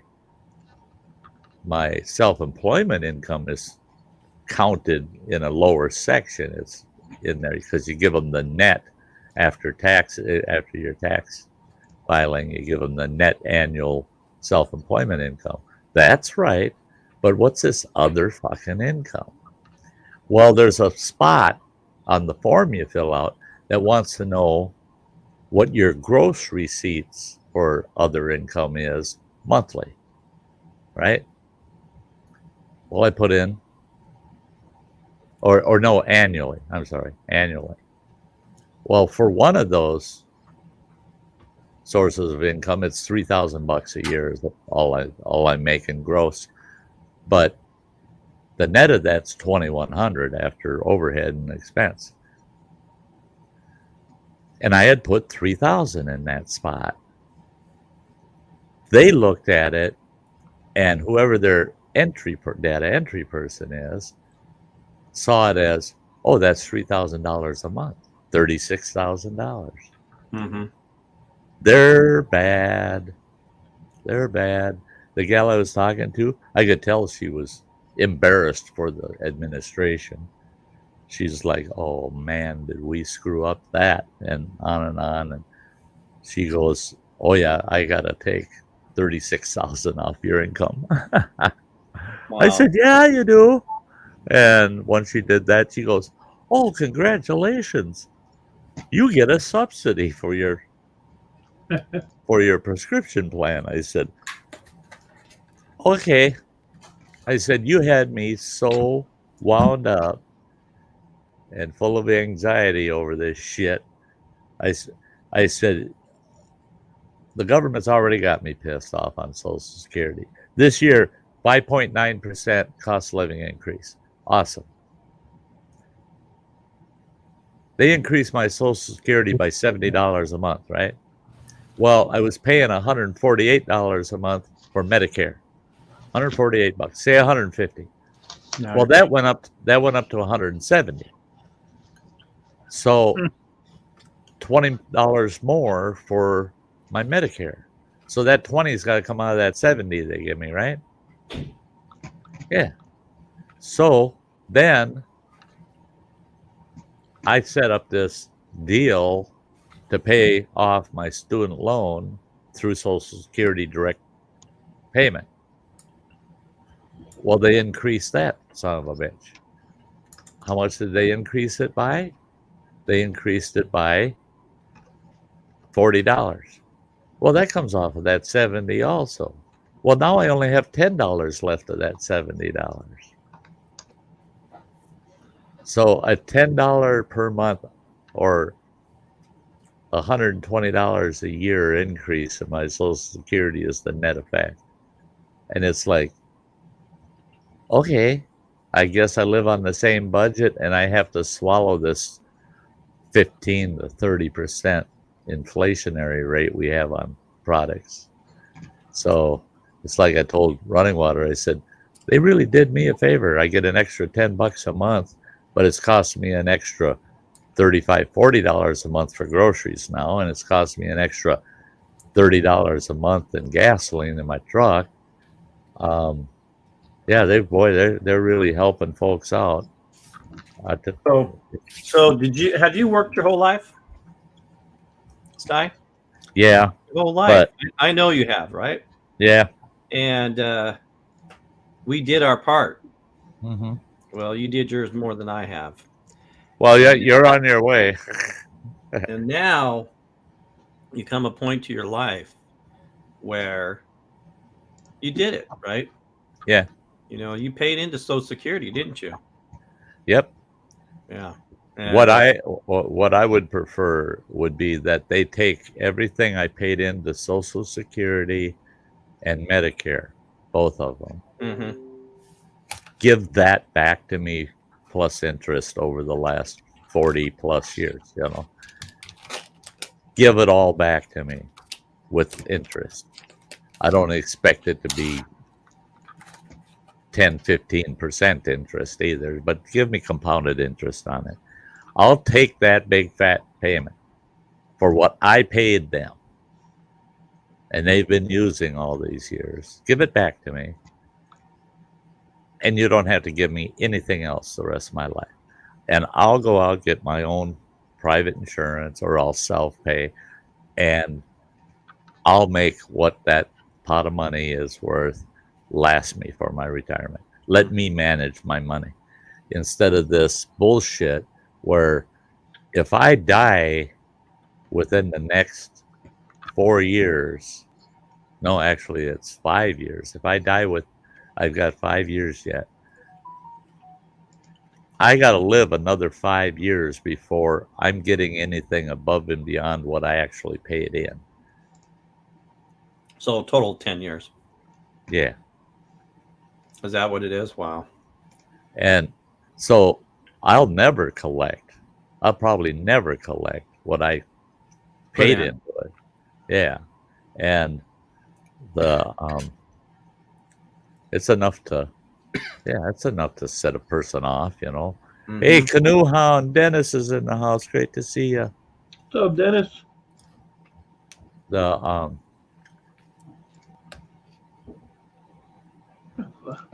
Yeah, Matt, I understand that, you know.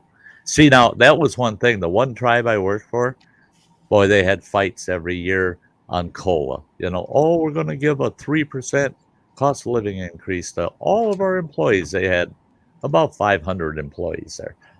And some of the employees doing backflips. Wow, that's great. I'm going to get a 3% raise. Well, I sat down with tribal council and I explained to them. I said, you bitch about employee performance. Well, the reason we're not getting good at performance is we have a huge portion of our employee base they're not making much over minimum wage, you know. They're never happy with their raises. 3%, and you're making $6.50 an hour. I mean, that ain't nothing. That ain't nothing. It doesn't change their lives at all. It doesn't help them.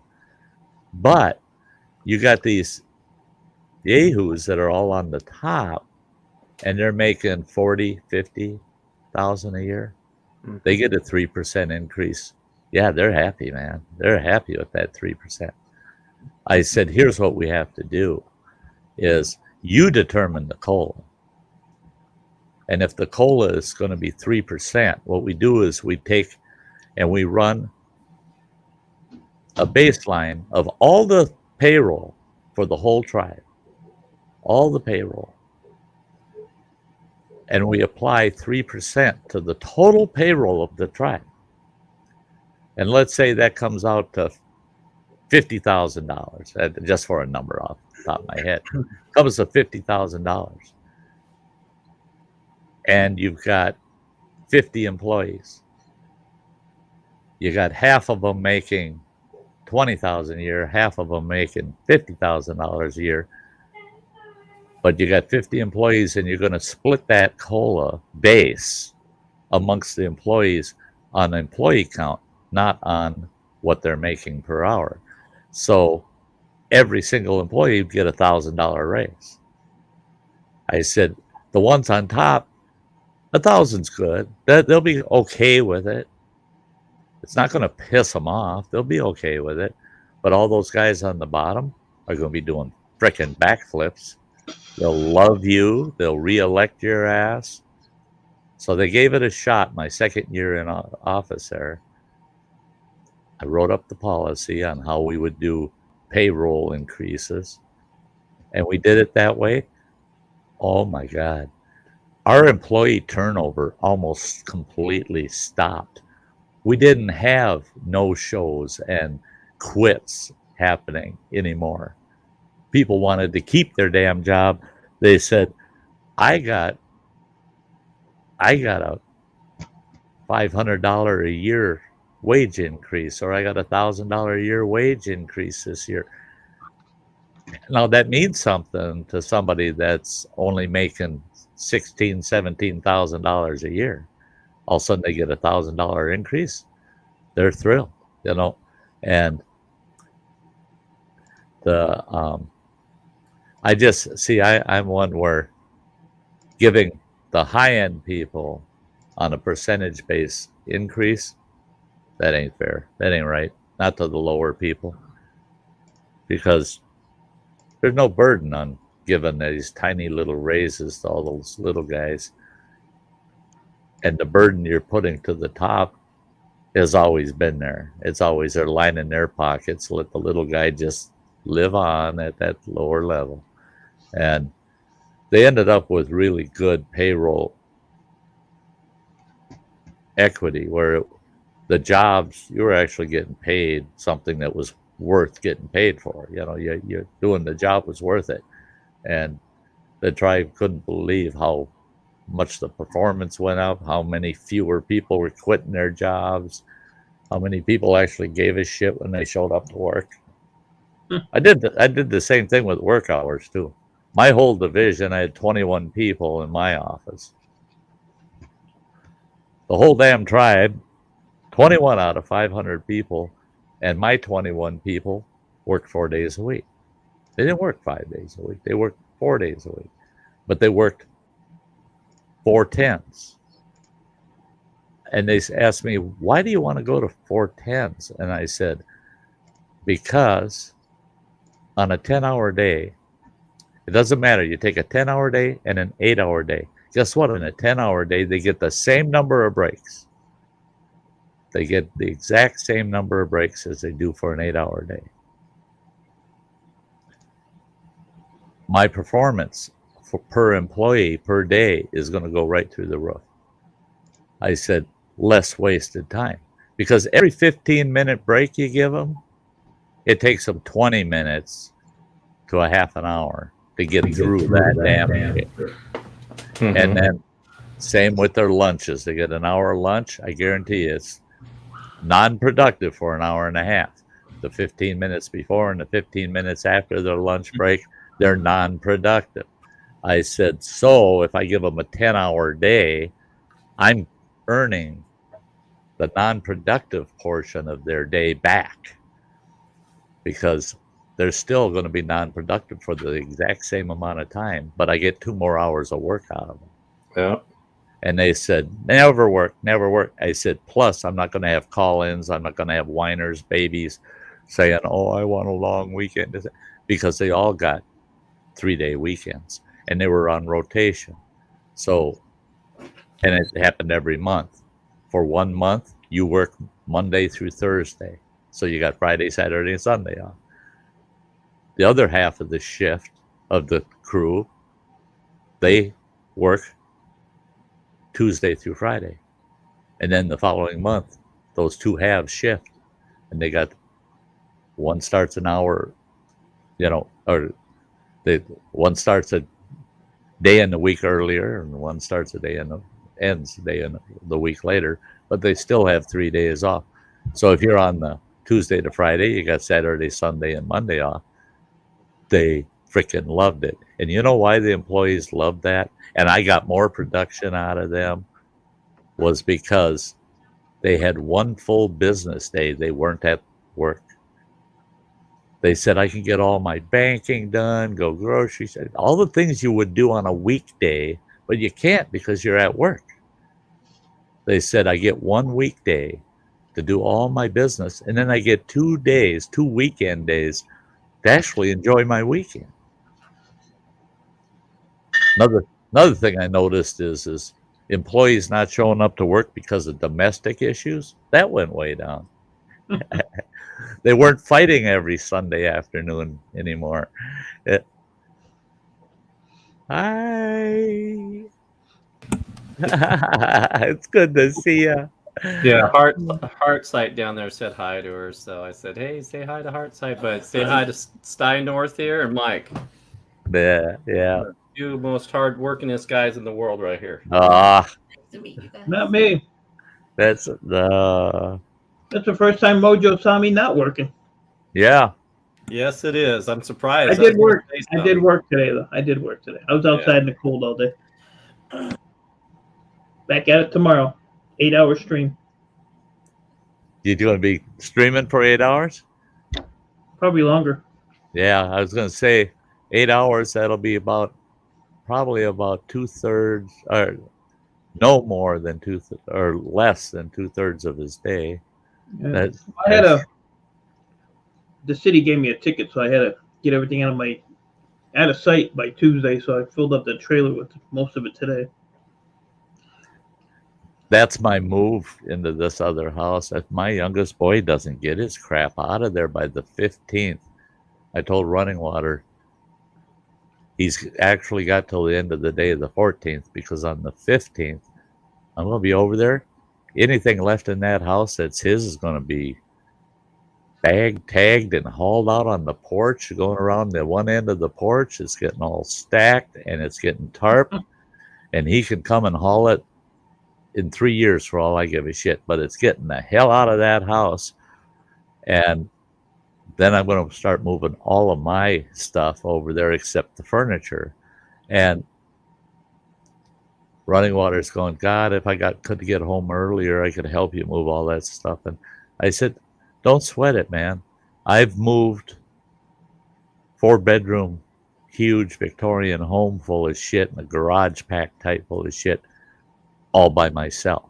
Nobody to take another end of a piece of furniture, nothing. Nobody helped me. And I moved the whole thing myself. And I said, I did that in 4 days. That included cleaning that house from top to bottom. It was move-in ready for the next owner, because that house was up for sale, and I wanted it perfect when we had left the place. But and my kid, technically, he had his bedroom, a front room, a little corner of the living room with his stuff, and the kitchen, because 90% of the kitchen shit is his. And that kitchen, oh my Lord. If I went in there, I could get the kitchen done in 2 days. It would take 2 full days to get that kitchen whipped into shape, back into shape. So he had all of last week off. This whole last week. And from what I can tell, he's hauled maybe four loads out of that house, all large furniture. There's still large furniture and tons of shit everywhere. And I told Running Water, Running Water says, well, can we push it all into one room or a corner? Then you can move your things in and we'll work around. I said, no. So I sent Running Water a video of the house. I went and walked through the house, did a video. Running Water says, oh my God, that little fucker's lucky I'm not there. We'd be having one hell of a bonfire right now. He says, there's no burning ban now. He says, I'd be burning all of his shit. He says, that is insane. I said, yeah. But if the kid used some, I'm calling him a kid. He's 41 years old, But if he used a little bit of logical sense, he'd take, like his bedroom. Just take a day and do the whole bedroom. Just pack it all up. Move that shit. It would be one truckload. Move that shit. One room, completely done. Don't put nothing back in there once you got it out. Do the front room. 1 day is all it would take to box and package all that shit, get it in the truck. It'd be one load. One load is all it would take. And he'd have 2 of the rooms done. Then he could do the living room. Single load again is all that would be in that living room he's taken. But it would be done. And then hit that kitchen. Now the kitchen's going to be a big load, because I never seen anybody with as many dishes, pots, and pans and bullshit that kid's got for a bachelor. I've never seen such a thing. I haven't seen anything like that. I haven't seen that much stuff in a commercial kitchen. I'm not kidding. That the stove stacked with pots and pans, like 4 layers. And they're all dirty. They got to be washed. The counter is 18 inches to 2 feet thick, piled with just dirty dishes and storage containers and everything. You know, oh yeah, he scrapes them out, rinses them off, throws them on the counter. Stack after stack after stack after stack. So really, I looked in the cupboards and I couldn't freaking believe it. There's almost that much in the way of storage containers and dishes and other shit in the cupboards, clean. I have 4 plates. I've got 4 bowls. I'm a bachelor, for God's sakes. I don't need, if I wanted to, I get into running waters, I'm going to want an 8 of everything because now I can have family over once in a while. Maybe I'll want to feed them. But even with 8 of everything, I think he's got, when it comes to plates, 32 of them.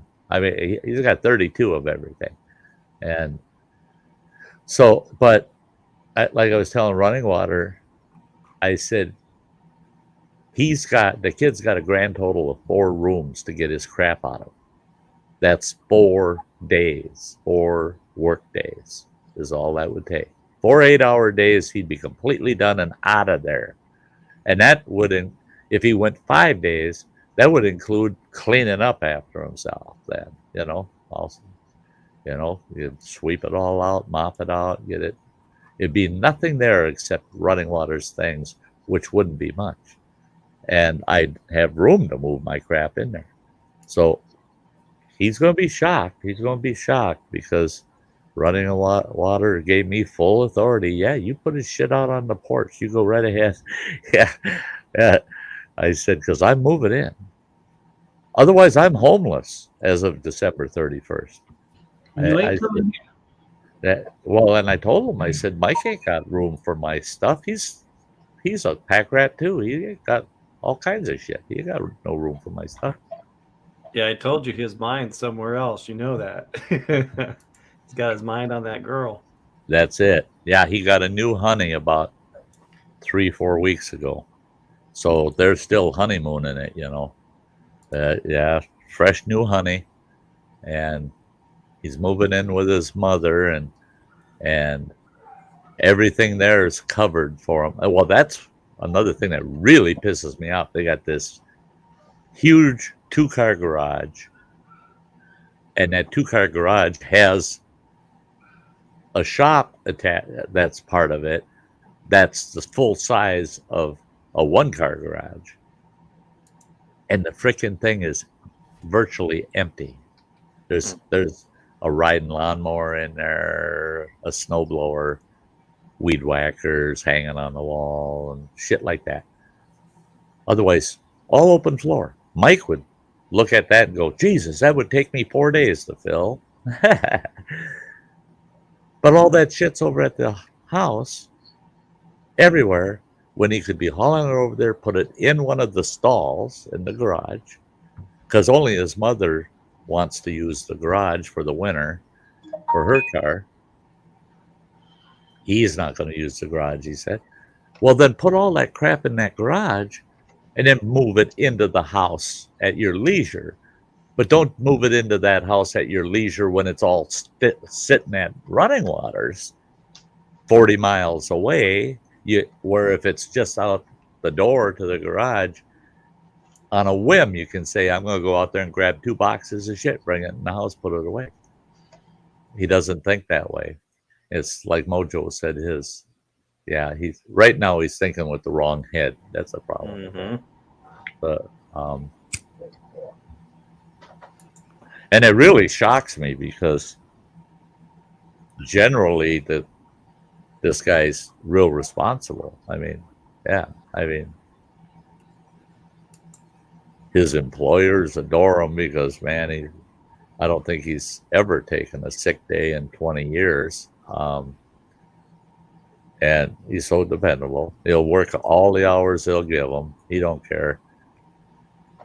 He's had plenty of 65, 70-hour weeks. Right there when he's called on. But this, no, it's the woman, it's the girl. She got him. She's got him hook, line, and sinker. Why are storage units so expensive? How much are they around you? 10 by 10 is 140. Whoa! For a storage unit, yeah. 10 by 15, Whoa! 10 by 15 is 189.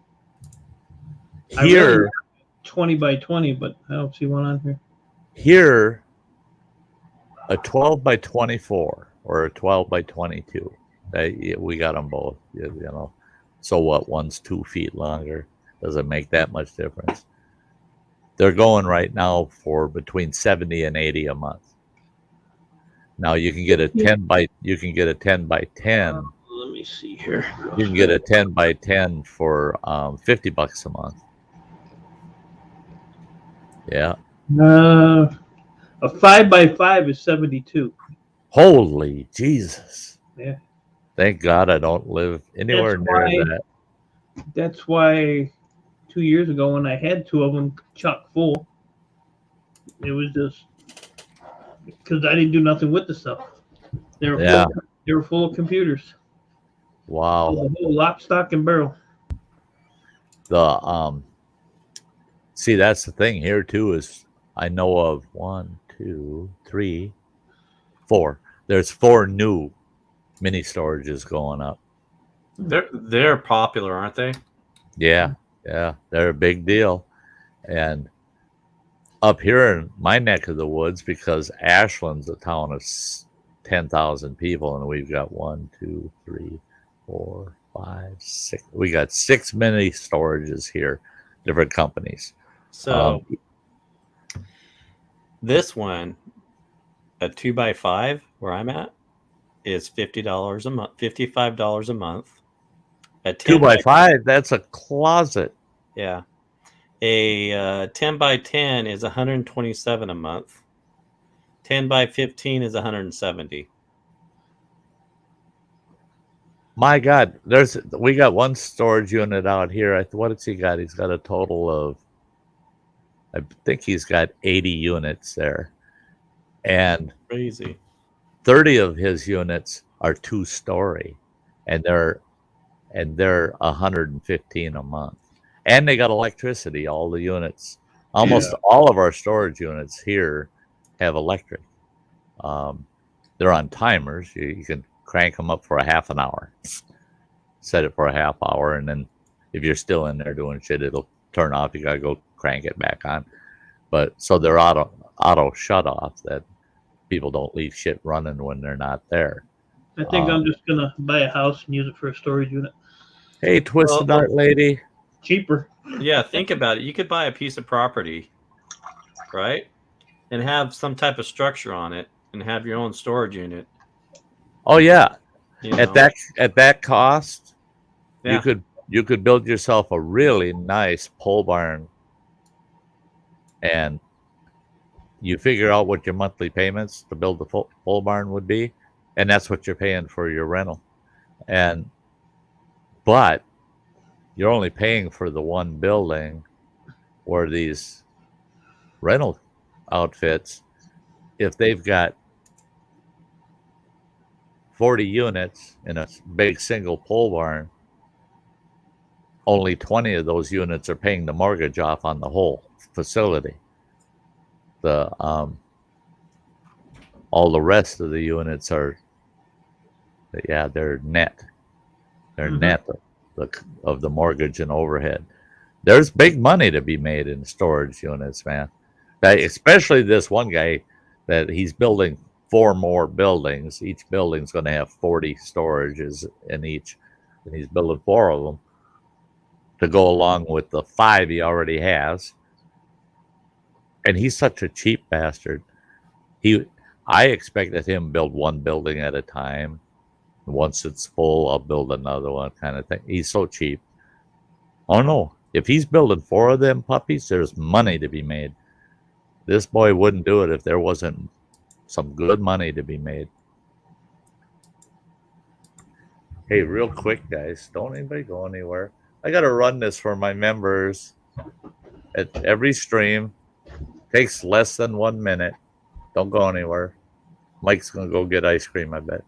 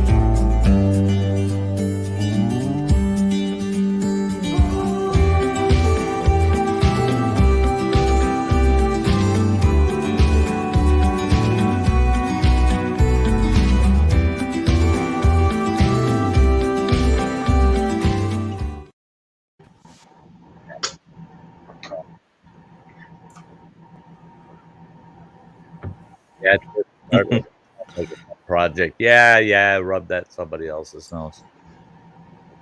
I'm glad my blood sugars are so damn low. Last night I literally ate This is healthy. This is healthy. This is yogurt.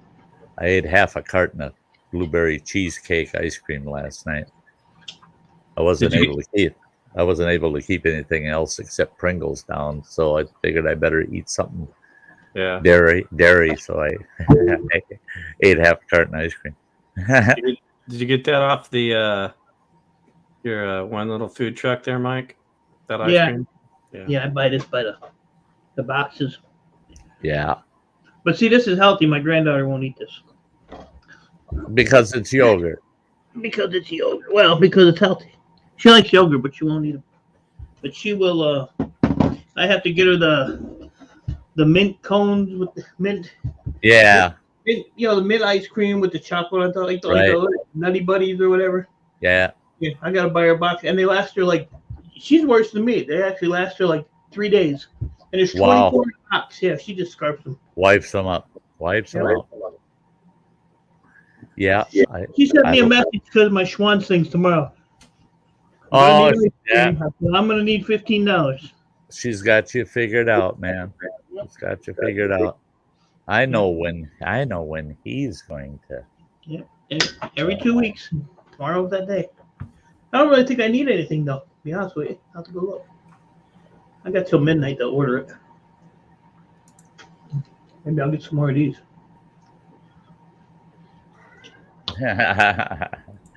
Yeah, I can't buy any more foodstuffs, man. I got so much crap in my pantry. Once moving into Running Waters, I told them, I said, just the shit I'm bringing from my kitchen, which I know compared to most people's, it doesn't seem like much, but for me, Jesus Christ, if I could just quit buying shit, I could eat for 6 months on what I got in here. But that fridge at Running Waters is packed freaking full, and so is the freezer. I told him, I said, if that boy don't come and haul that shit away with him the day I move in, and I bring my freezer and refrigerator stuff over, everything in that, I don't care if it's brand new and never been opened, it's all going in the garbage. It's all getting the hell out of there. And I'm washing the whole guts of that thing and putting my shit in it. He's gone. Because I opened that fridge and, we had a family of 6 and our fridge was never packed that full of shit. And he's a bachelor. He lives alone. I mean, and he's one of those where, there's got to be 10 or 12 containers of leftovers in there from the dark ages. It's just stupid. I don't get it. I don't get it. And then his freezer is packed full of shit.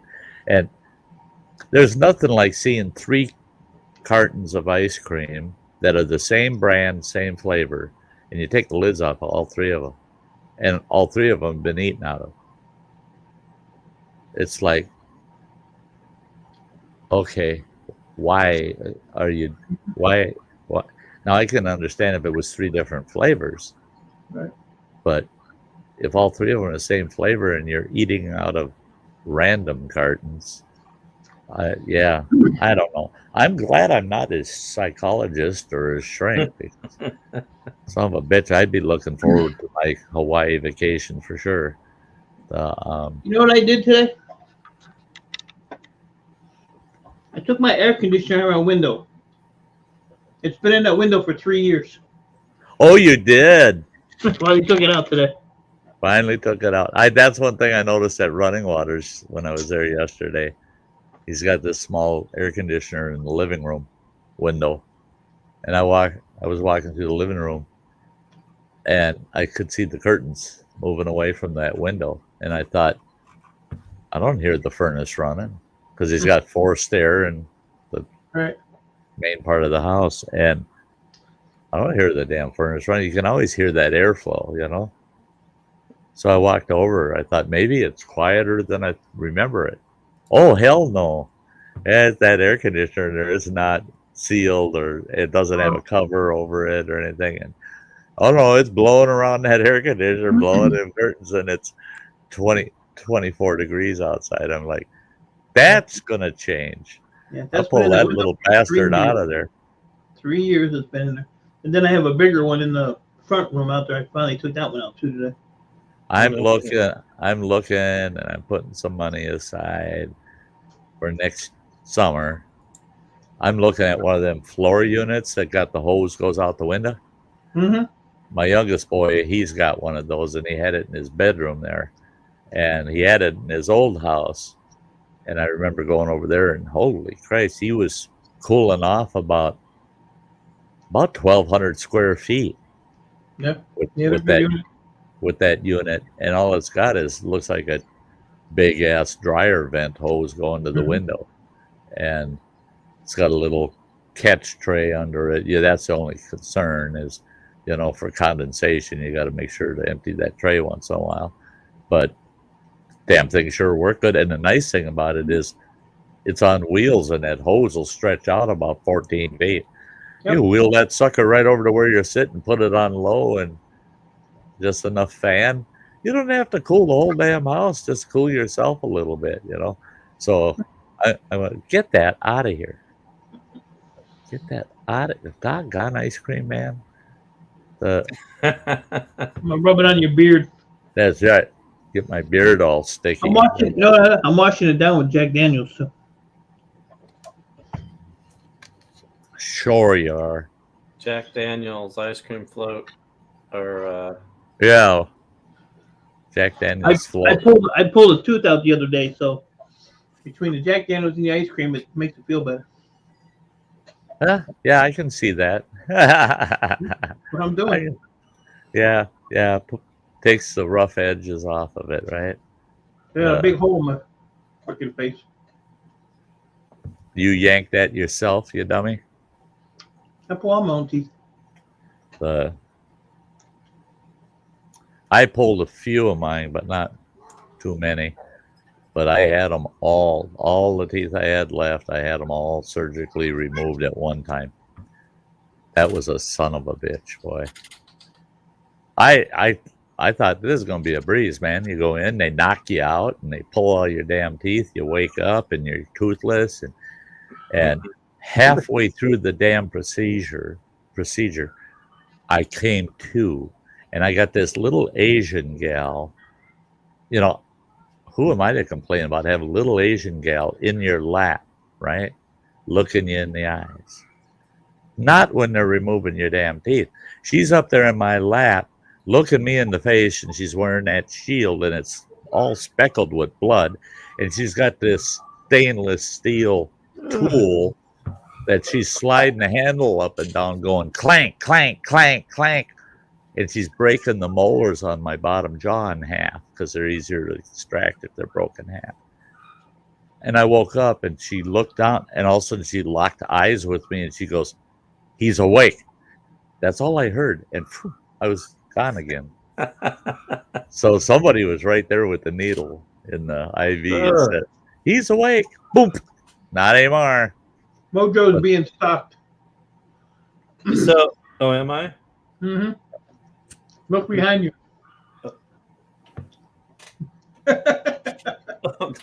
Behind you. Oh, the cat. Do you see that cat down there? Yeah. But don't feel bad because I'm getting stared down as well. So yeah, that's funny. Earl. He's never too far from me.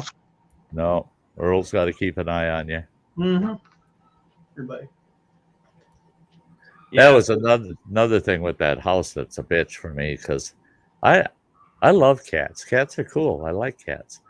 They don't like me in the sense that one of my medications causes me to be extremely allergic to cats, the cat dander. So I'll pop a couple Benadryl when I'm going to go where there's cats, and then I can play with the cat and shit, and I get symptoms are mild. At Running Water's house, my boy had 2 cats in there for 3 years. And I told Running Water, I said, man, once I get him out of there, I said, that big area rug in the living room, it's getting rolled up and sent to the dump. I'll buy a brand new one. And I said, that whole house is getting swept, mopped, sanitized, and I will be I'll be vacuuming the only padded piece of furniture, and there's the damn couch. And I said, that couch is going to get vacuumed for about 15, 20 hours. I said, I got to get them cats out of that house. It'll kill me. It'll kill me. I'll be taking so damn much Benadryl. What do you want? So I'm looking for a house in the south there, Sty. I'm just starting to see the areas where I might move, you know. Uh-huh. It's pretty crazy. I want to be outside of town, Uh-huh. but I want to be close to a town. Right. So if I pick here, it's like there's 3 towns. And then these guys that need to go work somewhere, they have 3 different little areas they can go find work. You know? Yeah. But that's a wise move. I always loved living somewhere where if I don't want to deal with townies, I don't have to. But if I have a need, it's only 10, 15 minutes down the road. mm-hmm. I always loved those types of arrangements, you know. Yeah, so I'm looking at a nice house right here for $130,000. It's a 4-bedroom, 2-bath, 2,400 square feet. Oh, wow. And is there property? Let's see. No property. But, you know, more of a lot. I want like 5 acres or 3 acres, but Yeah. you pay it off, right? You sell my house and you pay that off. Yeah. And all my bills, and I don't have to stress over crap, you know. That's it. That's the way my whole life is now. Is that every opportunity I have to set something up where, guess what? I don't have to worry about that anymore. Right, and it's gone. Yeah. I've worked my whole life since I was young, and I told you I got a girl pregnant, you know, when I was in school. So I've been working my whole entire life. It's time for me. It's me time. Yeah. You hear that? Oh, it gets to that point. Yeah. A yowler. Wow. Yeah. I got a girl pregnant too. I hired her. I fired her. Got her pregnant and got married all at the same time. And ended up spending 38 years with her. And as I always say, the best 5 years of my life. Yeah. And I did all that shit. It all started when I was 18. Yeah. Yeah. People say, if you could change anything, what would you change? And I said, I wouldn't have bit the big one until I was about 25. At 18, I had already done what I would have done between 18 and 25 anyway. So really, I didn't miss out on a lot. But there's a lot of responsibility if you got a spouse or a kid when you're that young. Yeah, sure makes you work hard though. Makes you work pretty hard.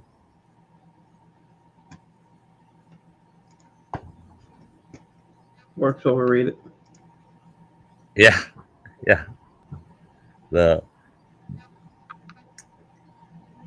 What I feel bad for some folks is if they work the same job for 20, 30 years and then they look back and they go, I hated that damn job. God, I hated it. So you spent 30 years hating what you were doing every fucking day? I'm one where I'd rather at least enjoy what I do. You know, I might work harder than I'd like to, but at least I enjoy what I do. You know, I was never one to stay in a job I did not like. If I don't like that job, I'm going to find a different one. I wouldn't mind my job, but my boss is an asshole. That's it. Yeah. How do you put up with your boss? Right? Yeah. And the stinking landlord too. Yeah.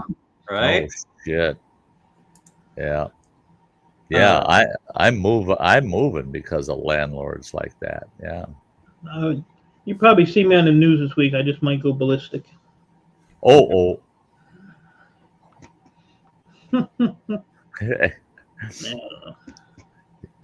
Yeah. Yeah, you were explaining to me about that one tenant of yours. He got his What shit together though. Did he? That's good to hear. Yeah. I told him I'll put you, your handicapped mother, and your two brothers out on the street, and your dog. I don't give a shit. That's it. I loved it. I put his mom on top of the pile though, on top of her wheelchair, right on top, so they knew where she was. Yeah. That was one thing I enjoyed when I had my property management firm for a few years, and I had over 400 properties, commercial and residential, rentals. But the judge at that time here in the county, him and I had a good understanding. We weren't friends or nothing, but boy, in the courtroom we had a good understanding. He knew it didn't take him long to figure it out. If Sty brought him into court, Sty's got his ducks in a row. This will go slick and quick. But the reason it worked so well is the judge was one where if somebody said, well, he can't throw me out, and the judge would say, well, the eviction says he's throwing you out for lack of payment of rent. Yeah. Why aren't you paying the rent? Well, times are tough and this and that. And he'd make them show them, what's your income? What's your budget? How are you living? And I gave in to it. I'd give them, they'd postpone the hearing for 1 week and they got to submit this budget to the court. Well, if they submit a budget and it's got 5 cell phones on it and it's got all this fringe shit that aren't necessities, they're just bells and whistles. The judge would say, you get rid of all those bells and whistles and pay your damn rent, and I'll let you stay in the house. Otherwise, you're getting the hell out. And if I had one driving around in a brand new Cadillac Escalade. Love those, huh? And their rent was $320 a month. And they fell fighting with them and putting up with all their promises and everything. They fell 4 months in the arrears. And I told them, I can't let you keep going because if you hit 8 months in the arrears, then I'm going to totally lose my ass on this place. Right. I said, it'll take me 3 years to make up what I'm losing on you. And they said, they whipped off another promise. I said, too late. Filed in court. Got them in court. And I asked the judge, can I submit this as evidence?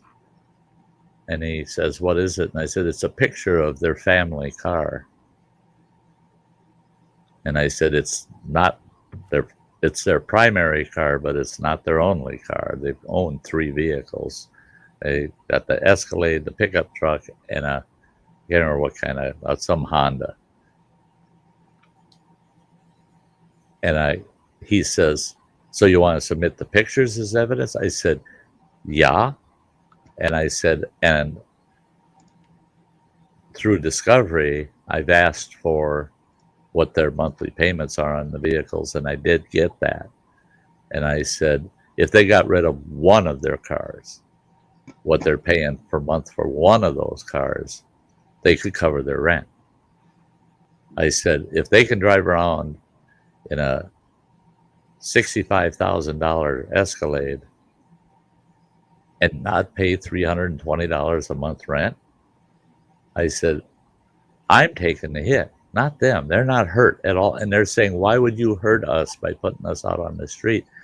And the tenant comes back with, and they had an elderly mother living with them. And they said, but she's handicapped. And you're going to make her homeless? And the judge says, you bet your sweet ass we are. He says, That's what. your mother is not his responsibility. She's your responsibility. And if you were paying the rent, you'd be responsible and she'd be safe and secure. So you had better think of how the hell you're going to find somewhere else to live so your mother has a roof over her head. He says, because if I find out you're out on the street with your mother like this, then I'm going to make sure the DA brings charges against you for reckless endangerment of a senior. Holy shit, I'm sitting there going, God, that was a good case. I thought, yeah. No feeling sorry for your problems, you know. And that's it, is if you self-create a situation, I'm sorry. I can't feel sorry for you, and I don't think anybody else should if it's self-created. If it's totally and honestly out of your control, now you deserve some help and some, you know, some sympathy. But boy, oh boy, if you brought it on yourself and you see there's ways around it and out of it to take care of yourself, but you don't do anything about it, don't come asking me to be sorry for you. That ain't shit, no. And I love that. You can't evict us. It's winter. You want to bet? You want to bet? In the state of Wisconsin, I can. Yeah, that's the problem. They don't want to pay the rent, and then when you go to evict them, then they want to give you a hard time. Yeah. Here, like the holiday, like around Christmas, they will not evict people on the holidays, around the holidays. Yeah. You know, in this city, and this city is so far behind anyway. Like, I got a city inspection I gotta do from one of my rental houses. They're 8 months behind on city inspection because of COVID, because City Hall closed down and all that bullshit. So I'll call tomorrow to order that inspection. I can guarantee you that it will not be until either late January, early February before they can come out and do the inspection. Wow. And then they'll give you like another 60 days to have it done. So I'll get it done within the 60 days, whatever the repairs are, because I know the house needs some stuff. And I'll do the repairs, order the re-inspection, pay them the little $100 that you have to pay them, and they won't come out for another 4 or 5 weeks. You know, it's just jacked up. Yeah. But the courts right now are so behind because they had a hold on evictions for so long. Well, they lifted that hold. So all these little bastards that were getting their little stimulus checks, and their 40 kids were getting, you know, $600 for each kid, and you know, go to Walmart and buy TVs, and you know, don't pay your bills. You know. That's right. That's right. So That's right. The backlog in the eviction, the tenant courts now is just ridiculous. But the only problem I had with my tenant was his water bill was just atrocious. Yeah. $1,500 water bill, and you know, I can go on the city website and I can look up anybody's address, you know, in the city and see what their, you know, their taxes are, all that. So I kept watching it, and you know, he wasn't paying it. You know, I made payment arrangements. I said, dude, I called the city and talked to him. I said, there's no payment arrangements made. I said, so you have two choices: pay your bill, and then it got a shut off. There was a shut off posted. He had to have $1,000 just so it wouldn't shut off. And I called the city and I said, you know, what does he have to do? She's like, well, don't you pay the water bill? I said, if I did, it wouldn't have a balance. I said, check my other. I said, check all the other ones, zero balances. You know, everybody else pays their things. And so they have programs here that'll help you pay your water bill. There's one program will pay up to $1,000 for a back water bill. You know, it's like some kind of grants they have going on. So I called them. I said, look, you're on a shut off, dude. I said, they're going to shut your water off in 3 days. Yep. And it's in the lease. If any of your utilities are ever disconnected, you're out the door. Yeah. You know, you got to go. Done deal. Yeah. So I said, you need to call them when you get off the phone with me. And I said, you better call me back, you know, when you're done talking to them, and let me know. So he called me back. He said, well, I got a payment arrangement for $300-some a month. So I said, all right. So I'm going to check. Like his thing was due on like the 29th of each month, and he paid it last month and this month. So his bill's down to just over $500. But the problem is, you know, he was paying 100 here, 100 here. But here they have a penalties and interest. Right. You know, when you don't pay. Well, he's paying $100, but his penalties and interest is $300. I said, you're doing nothing. You're doing nothing. You're not getting rid of it. His bill's climbing because each month that goes by, the water. Yeah. Yeah. But I mean, his interest in pay, and he had a running toilet for a while. Never really told me. So I started looking, and his water bill was 200. No, there's 4 people living in the house. His water bill was like $200 and some a month every month, and I was like, why is your water bill? Well, I don't know. Maybe my brothers take because his brothers take baths, and I was like, whatever. So then he told me the toilet was running. I went over to put a new flapper in it. Now his water bill is $60 to $80 a month. So he's yeah, that's how much it was running, and he never said nothing. So we went and fixed that, but he's still paying all the back shit. Yep. We raised his rent. We raised his rent $200, which was the actual. And he used to live across the street, and the city condemned that house because that landlord didn't want to do nothing. So I got him in there for $1,000, and it's a 4-bedroom. It's like almost 2,000 square foot house. It's a big house. Mm-hmm. So I said, look, I'll do $1,000. The original rent was $1,200. So with his water bills, I said, your rent's going to $1,200. So then he came up with this. Oh, well, I thought the rent increase went on the water bill. I said, no, that was the original rent for the house. I gave you a break. Now you can pay. I said, if you get your shit together by April when your lease is due, I said, then we'll drop it back down again. So he's working on it. So in April, if he has it, down towards, he can manage it every month, then I'll drop it back down. I'm not a hard guy to work with. That's but what he that was. don't ask for nothing. I mean, he'll do stuff, on his own. He'll give me a receipt. We'll just deduct it. But he never asked for repairs or nothing. So I mean, he's a good guy. It's just he works his ass off. But he has, one brother collects a check because he's a little disabled. His other brother is just a piece of crap. Lazy. Taking up space. Yeah. And I told him, I said, no, I can write an eviction and get him off of there. It can't matter. Mm-hmm. But I mean, he's able to work. Well, there ain't no jobs. I can walk out of my door, go to the corner, and all they see is help wanted signs. I tell you what. The houses, all these houses are like 4 blocks from each other. So like. I wish I was 20 years old right now, because in this town, because I think I'd have about 30 or 40 establishments that would hire me flat out, just walk in the damn door. I mean, we got jobs galore available here in town. Everywhere. And we have 2 Amazon warehouses that they just built right here. 2 of them. Yep. $25 in the door with full benefits. Son of a bitch. They'd probably deduct it on my payroll, but I'd knock that door off the hinges, get in there, and make $25 an hour walking in the door. I'm thinking about telling my boss to go fuck himself and go get me a job there. How much are they doing it over there? 25. 25. And you're in Michigan. Dude, in Michigan? Just outside of Warren, or just outside Detroit in Warren. That's good out there in Michigan. Yo. Yeah. Oh yeah.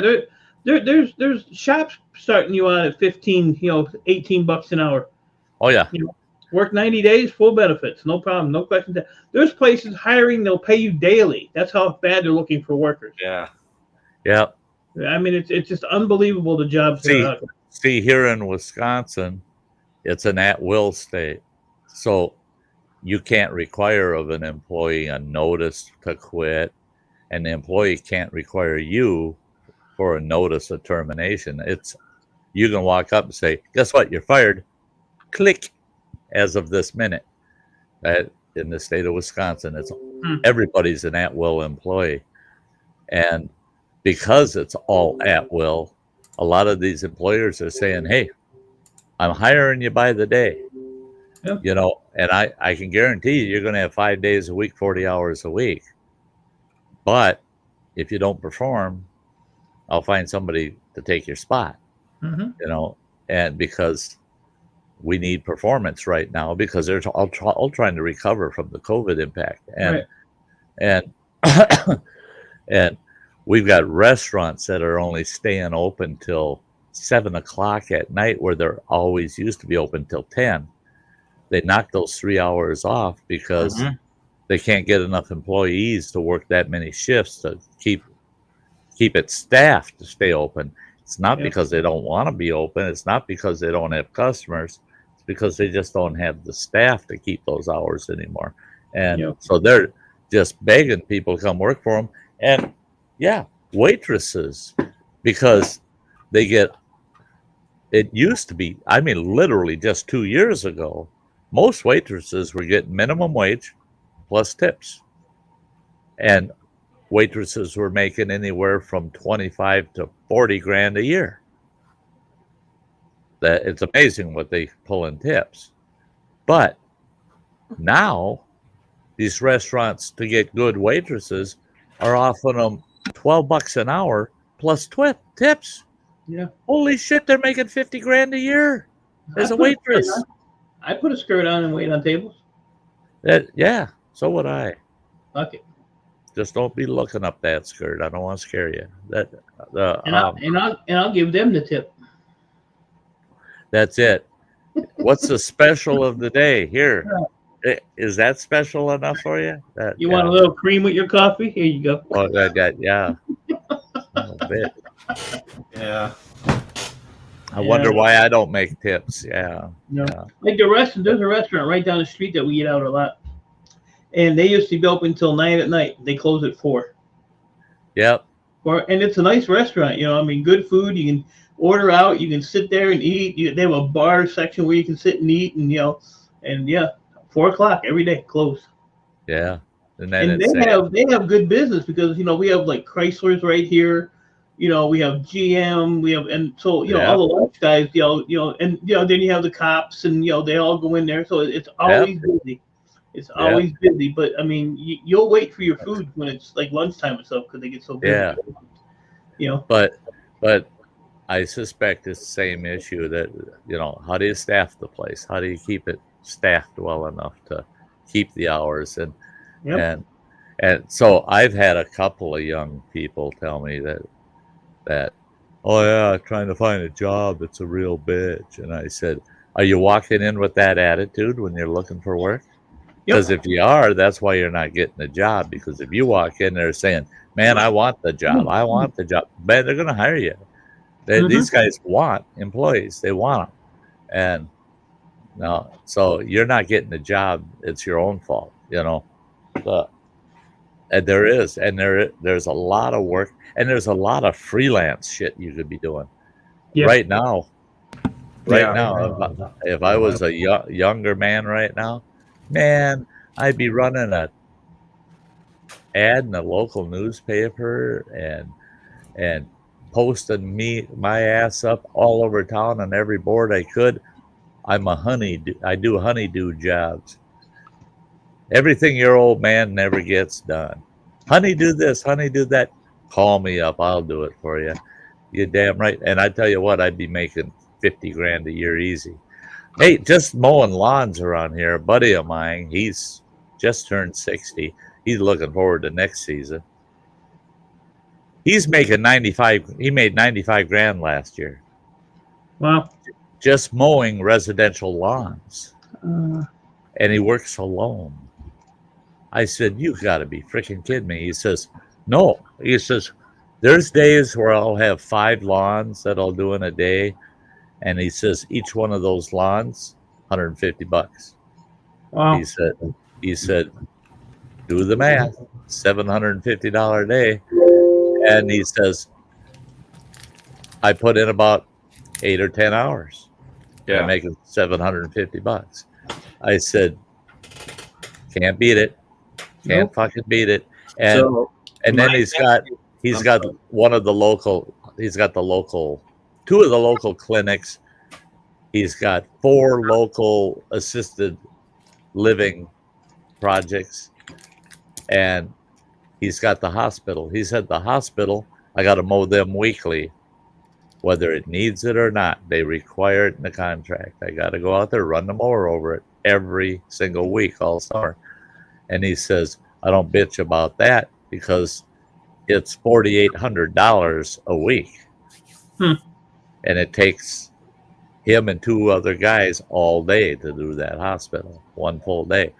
But $4,800, and you're paying these 2 guys $15 an hour each. Mm-hmm. You're coming out like a bandit, man. And so you have.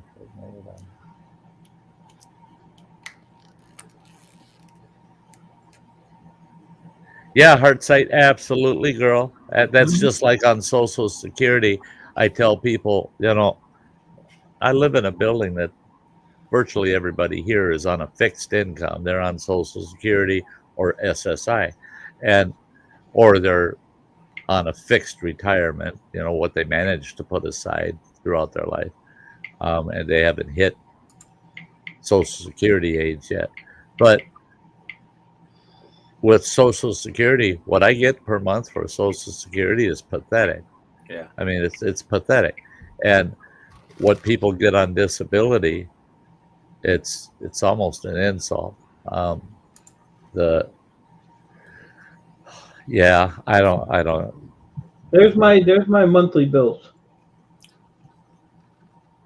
$977. That's all I pay a month for all my bills. Wow. Yeah. That's household. That's not Right. That's not hookers and drugs. Right. That. Swans. Yeah. That's not including my Swans bill. My Swans bill. There ain't enough numbers on the calculator. That's it. Those are the fixed costs. Yeah. For a roof over your head. Now, Right. see, and that's me. If I take the bells and whistles out, the best internet I can get, Mm-hmm. and all my social media subscriptions and shit. If I took all those bells and whistles out, I'm at about $500 a month. About $500 a month, and without having to worry about nothing, And the remainder of that income then is all the incidentals: food, smokes, gas in the truck, shit like that, And Hookers and drugs. and well, see, and that's why I can't have any bad habits because bad habits will lead to me breaking the law somewhere, That because Yeah, but you got a building full of blue hairs, so you don't even have to go nowhere to get in trouble, really. Them blue hairs are rough. hell are you talking about? I stay away from them blue hairs. Do you? Damn right. The only time I get near any of them is if they're making banana bread or some There cookies you out go. of it. Yeah. My mother used to live in a building like you are, and it was like an 8-story building. Every time I go in there, all the blue hairs would be sitting right in as you walk in the door, they had like a little sitting area where they'd all congregate. Mike, oh God. So be out here bullshit with them. Never. And it was funny because the one time I went to visit my mom, she lived on the 5th floor, and I went down there and I'm bullshit with them and left. Never went to see my mom. Yeah. Hung out with everybody else. It was hilarious. My mother called me. She's like, "You coming over?" I said, "Oh, I was already there." I said, "Sorry." See, my building's an 8-story building. It's got 82 apartments in it, and we got a big day room downstairs and big ass, basically commercial kitchen, and if you want to entertain a bunch of family or something, you can sign up to use the dining room area and the kitchen and shit. And then it's got like a giant ass living room with a big flat screen TV, and them old blue hairs are down there playing Wii on that TV. And That's funny. I'll stand out in our main lobby that comes in to where our elevators are, and I'll look around the corner and watch them blue hairs, And I'm like, Jesus H. Christ, I can't believe that them old gals can get up and swing that Wii handle around like that. Yeah. That's crazy as sin. Because any other time you see them, they got a walker and they're going about a half mile an hour, Right. And but it's got, and that's, I got to be careful, because if I, like a dumbass, will walk into that day room to go out the side door of the building, trying to take a shortcut out to my truck. Oh no, if there's blue hairs out there. Hey, Sty, come here. I got a question. It's not your question that worries me. It's all the blue hairs you're with. They're all going to decide, oh, if he's answering her, he'll answer me too. Oh, they all got to have their damn turn, And went to a great. Lou, where are you from? I want to know what Shadow Scout's having for breakfast. I want to know why Eileen ain't in bed. I got a lot of questions. Huh.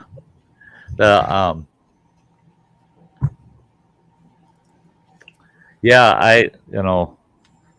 I'm trying to remember the name of that restaurant we had down by the Twin Cities, Minneapolis, St. Paul. And it was almost buffet style. You go in, it's a steak joint though. You go in there and tell them what steak you want. Oh wow. And they call it down to the grill, and they're down there grilling it. Yeah, everybody can see what they're cooking, everything in there. And you just grab a tray and you come down with your plates and shit, and they're serving you up whatever you want. You work down this. It's just like a big old buffet style walk through, and you get whatever you want, and then you get down to where your steak's at. You got a number on your tray, and they see that number, and boom, there's your steak on a plate, plopped right there for you. But the damn place was dirt cheap. God, that place was dirt cheap, and it was so packed with people all the time. And I don't have a clue why they ever shut it down. There was no rumors of food poisoning or shit like that or nothing. It just all of a sudden one day, Gone. they just shut her down. And restaurants like that, God damn it, you find one, you're going, that's great, and then poof, there it is, gone. We had a little mom and pop restaurant in the town I grew up in that it was called the Log Cabin Cafe, and it was a little log cabin set up as a little restaurant, and it was all homemade foods, man. And I knew the owners. Growing up there, of course, know everybody in town. Our town only had 1,500 people in it, but we were on the outskirts of Minneapolis, so we got huge crowds out there all weekend, and all the local businesses, man, were booming on every weekend. And but the owners there made these huge cinnamon rolls. They brought them out to you on not a real small, but like an average sized dinner plate. That's how big the cinnamon roll was. And they'd put literally a quarter pound of butter on that damn plate with that cinnamon roll, and it's just smothered with hot melted icing. And Delicious. And in the 80s, it was $1.50. Wow. But go in there on any morning between 6 a.m. and 8 a.m. Good luck finding a place to sit. And they had 5 tables, end for end, just circled with chairs. I can't remember how many people could sit in. There's a ton. And that was sit where you want kind of table. That was, if you're looking for an empty chair, those chairs around that table were like the stools at the counter, just grab one. You don't know who the hell you're going to be sitting next to, so you look and you go, I ain't sitting next to that guy. Look at him, he's a slob. Yeah. Is that Mojo with hair? Right? Yeah, that's me way back in the day. Back in the day. Holy smokes, eh? Yeah, wow. I used to have my hair down to my shoulders. Yeah, I kind of got that little problem going on myself. I was thinking I had a still shot of me. Well, I got a still shot of Running Water when he was about 5 months old with me. So I'll pop that up. That's cool. Look at you in your boots. Like a rhinestone cowboy. That's Running Water when he was only about 5 months old. Not even 5 months. Yeah. Here. That's a stud. Aha! Hey, Wow. shit happens. There you go. Mm-hmm. That's a stud right there. Oh, here's one of me when Running Water was about 1.5 years old. Wow. Rattlesnakes? Yeah, timber rattler. Yeah. Running Water found it in a bush, and he's going, Daddy, I found a bird. I found a bird. It's here in the bush. Ain't And no bird. he was waddling right into that bush. He was only 1.5 years. And he's just singing out, Daddy, it's a bird. It's a bird. And I got up there and I heard that rattling. And I grabbed that kid by the back of his coveralls and give him a flip. I just sent him flying about 12 feet. Got up to that bush, and sure as shit, big old timber rattler in there. I almost have the same hairdo as What? Mojo up there. Look at that. Look how young that was. That was me and my boy. I was teaching him, the good things in life. Starting him out early. There you go. Look at that. That's a good looking picture, man. Yeah, that's a good one. That's a good one. Yep. I don't have a hell of a lot of pictures anymore. I wasn't always fat. Okay. Where the heck? I wasn't always fat. Not always. Mm-mm. See, that's me. Is that there was a lot of times I was thin, and there was a few I was not very thin. Here's the best one right here. Let's see. What year is this? I can't even see the year on it anymore. Let me get my projector magnifying glass. 1966. I was 2 years old. Wow. Look at that one. Hard to see it. Oh, cool. Calling my hose on the phone. Oh. I was born with water on my brain. I just got out of the hospital. That's why I'm so jacked up now. Now you know the reason. Sure. Jacked up, man. It's all because of that. I had a picture when I was 2, sitting there with a play phone, and they had it done in a studio, and awesome pictures. My ex-wife pitched it. Pissed me off. One of my favorite pictures, and it was taken in 1959. I was 2, and it was taken in black and white.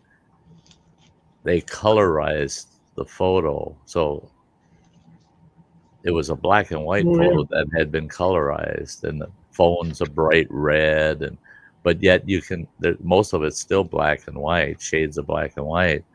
But they rosy up your cheeks a little and add some color to your eyes, and that was one of my favorite photos, man. I thought, hey, I was a pretty good looking little kid.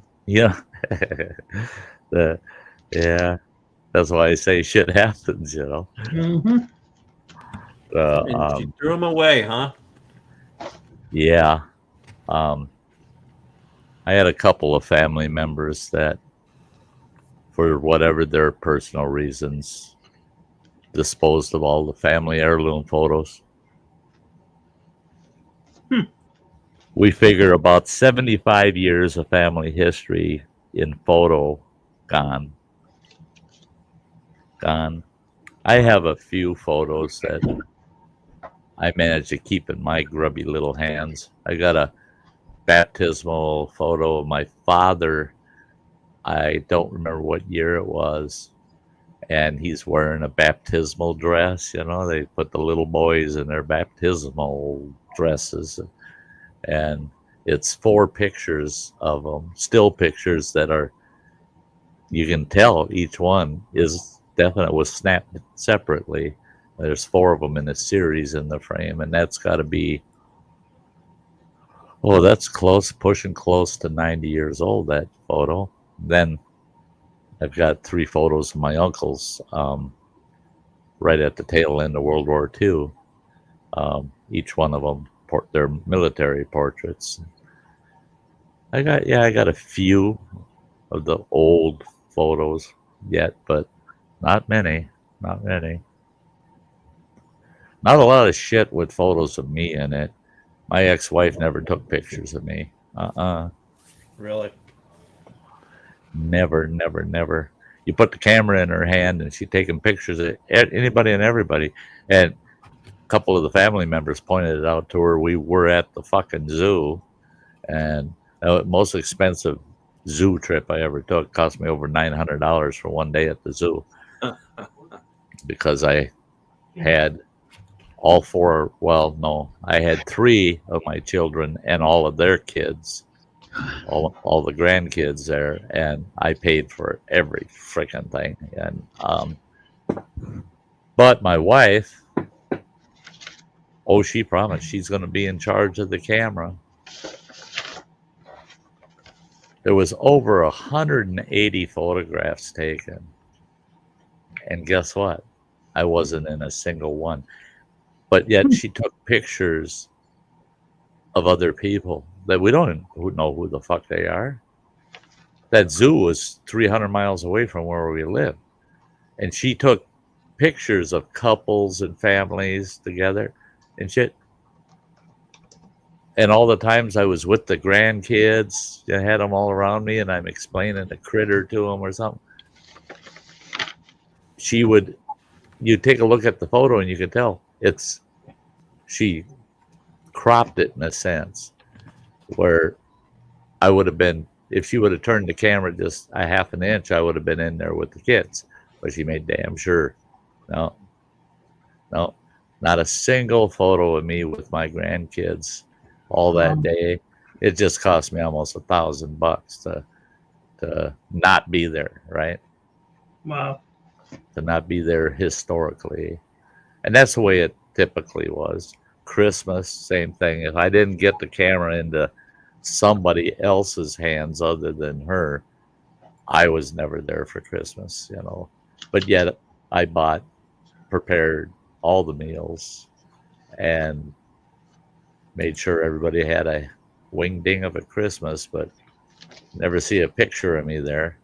Fuck you, Sty. But that's all right. That's all right.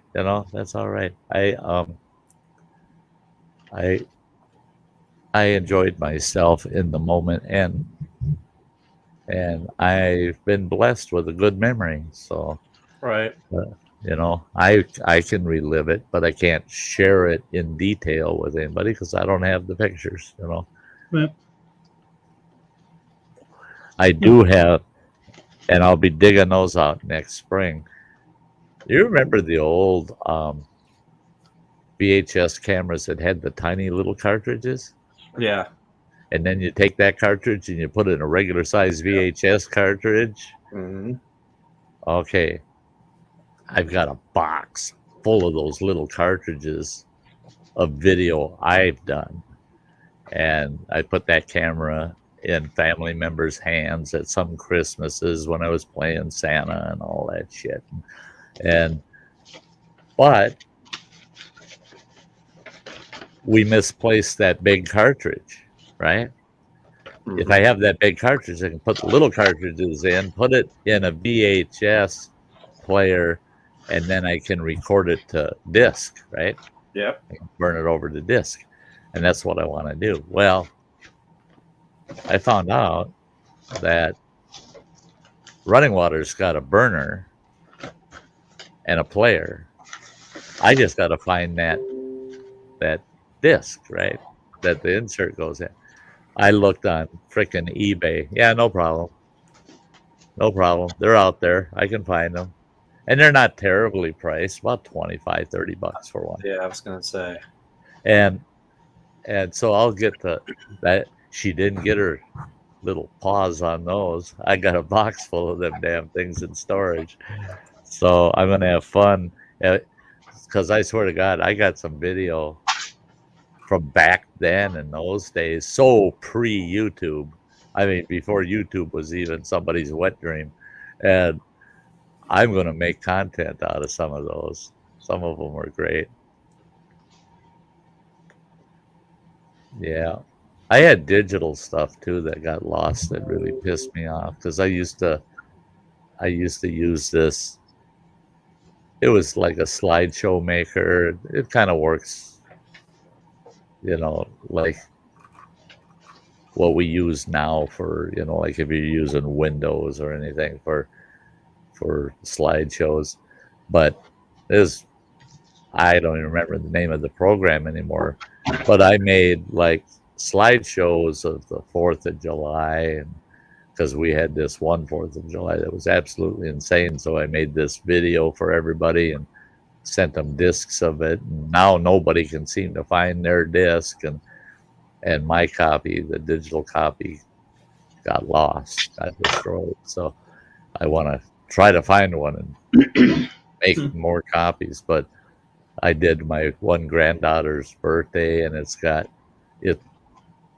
It's My Party as the background music to it, and I'll cry if I want to. She was such a whiny baby, and I got all these awesome still shots of her being a whiny baby at her birthday party, and managed to put this nice slideshow together. I wish I could get my paws. I got to find that too, because that one I'd throw on YouTube. People would laugh their asses off. I did a real long one to tribute to the Edmund Fitzgerald too, and that was a cool one. I hope I can find that too. That was pretty cool. And of course I got Gordon Lightfoot's music throughout the whole thing, so I couldn't put it on YouTube. I get a copyright strike for sure on that sucker. Oh yeah, I have an old video, probably 60 years old, maybe less than that, 50 years old. And it was done, and it had a background music. And it wasn't even a song or anything. It was just some, yep. They took that off of me. They did. Oh yeah, they canceled that sound. that sound bit. And I was like, yeah. Well, I had one. I liked that video so much too.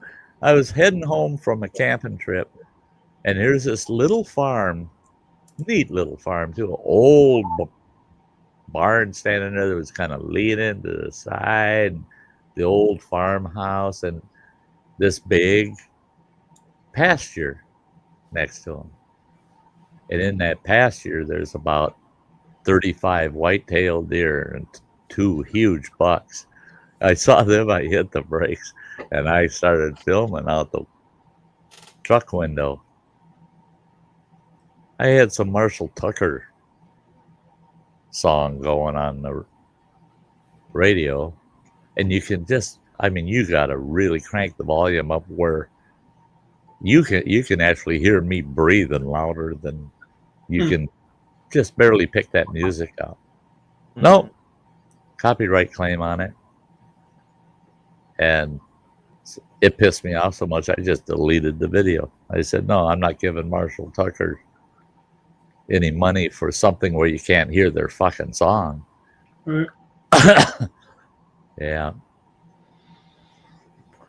That to me is a shame how all that copywriting works, and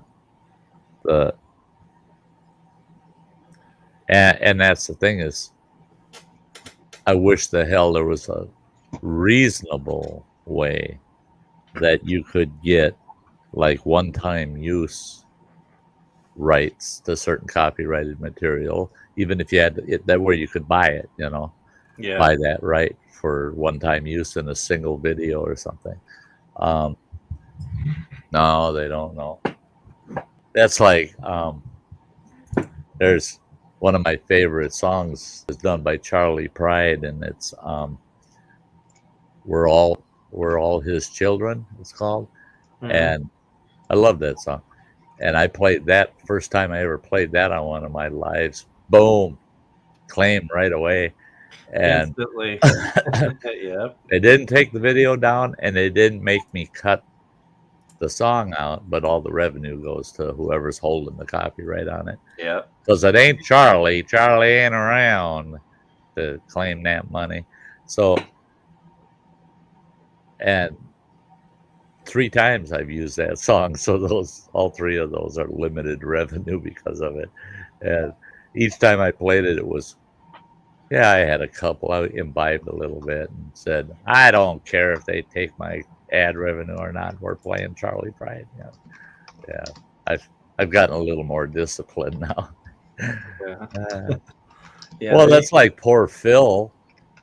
Almost every one of his streams is copyright limited because his intros he's made for each of us, a lot of them have protected material in them. Yeah.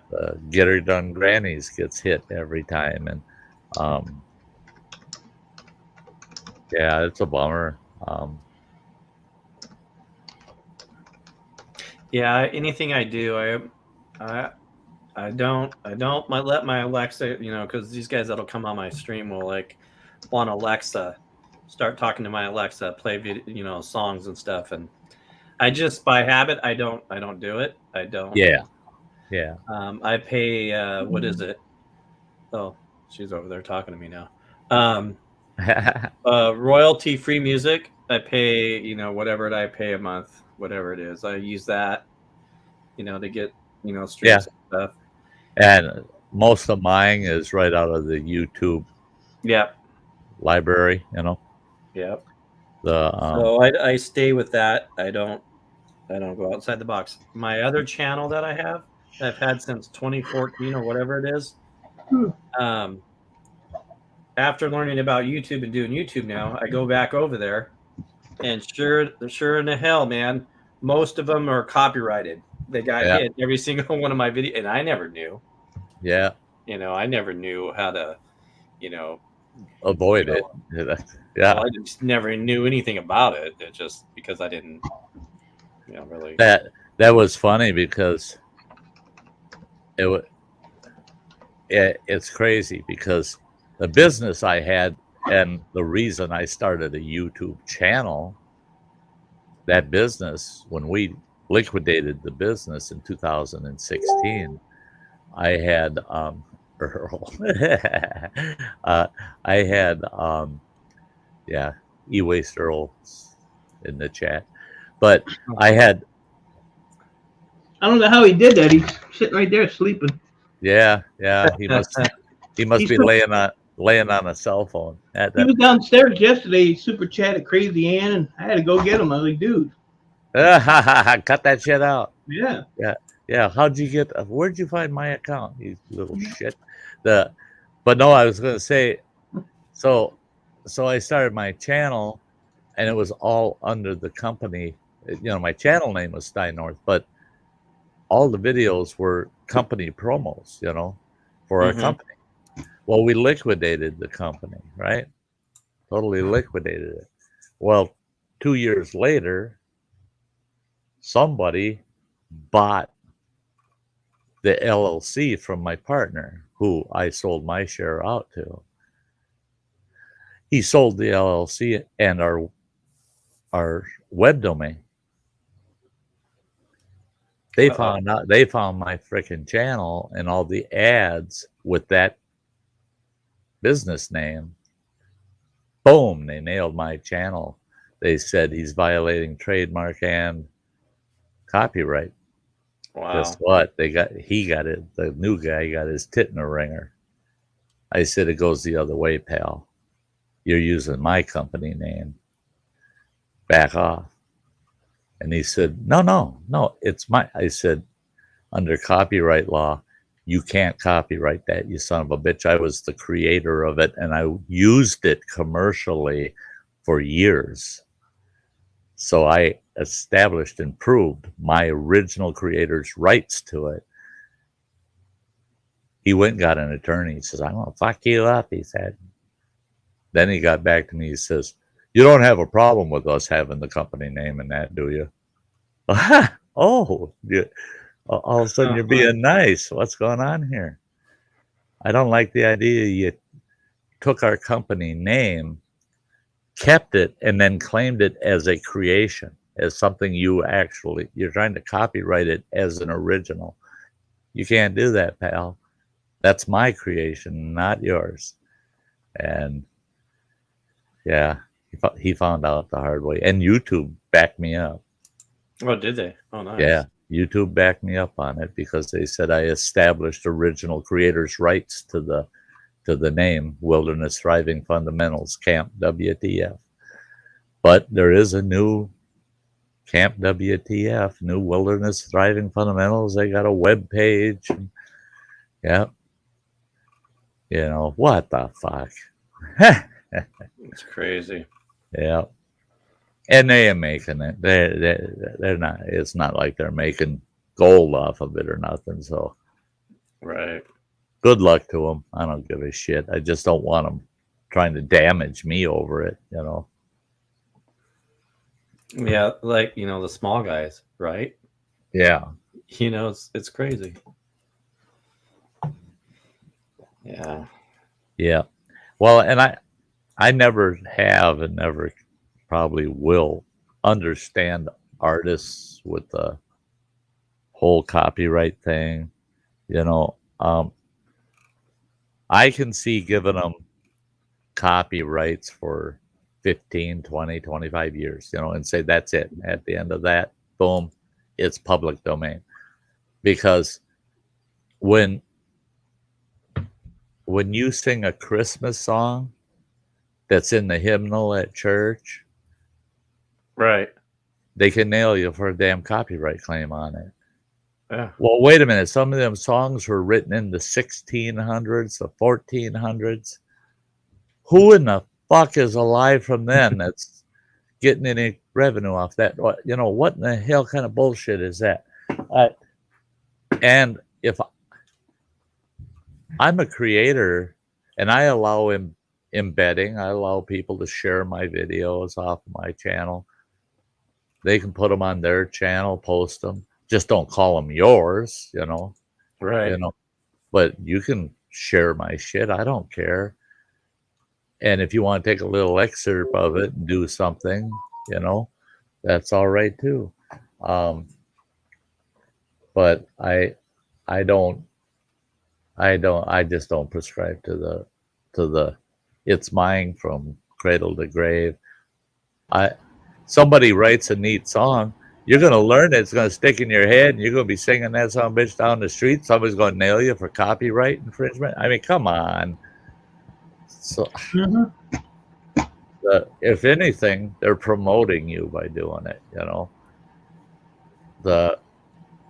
And it's all because they don't want you to make any money by copying them, right?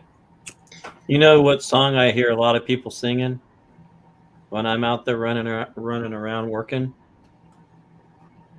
I think it's by a gal named Samantha, and it's the Sty song or something like that. I'm in love with my theme song. Yeah. That is so cool, you know. Yeah. She really, really did me a good turn with that song.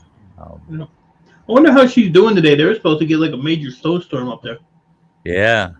She did like 30 inches. Yeah, a big one. 30 inches? 30 Yeah. Oh, yeah, because she's up in Alaska. Yeah. Just outside of Anchorage. Holy, how about her? She said it was 6 below there when she was on Ann's panel last night. It was 6 below there. Yeah. But yeah. It makes me think of our winters in northwestern Montana where we'd get between 24 and 48-inch snowstorms, you know.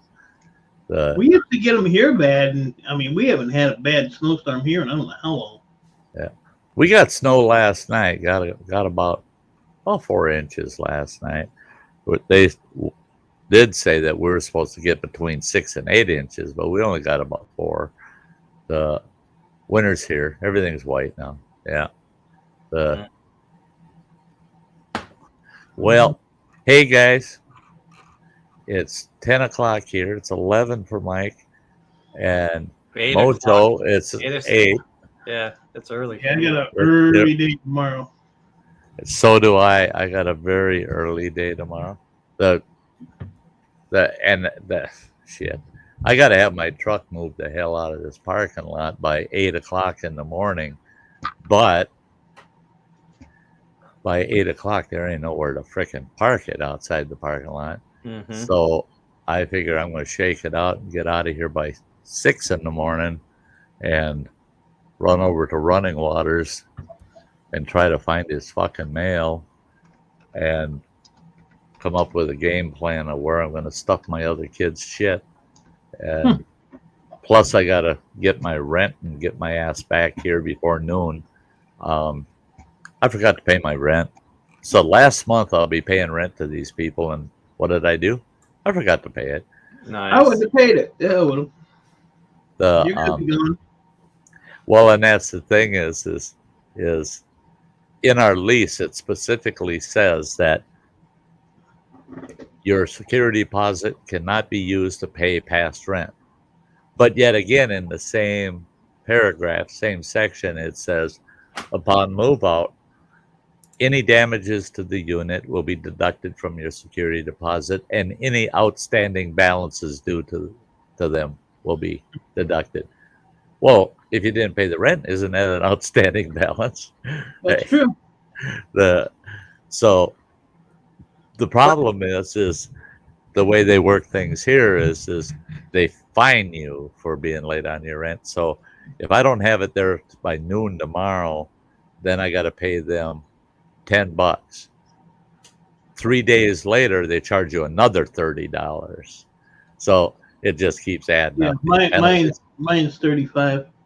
And I don't want to pay them an extra nothing. Yeah, but it's kind of stupid because you got to pay your rent, and then when you move out, they're gonna have to give it back to you anyway.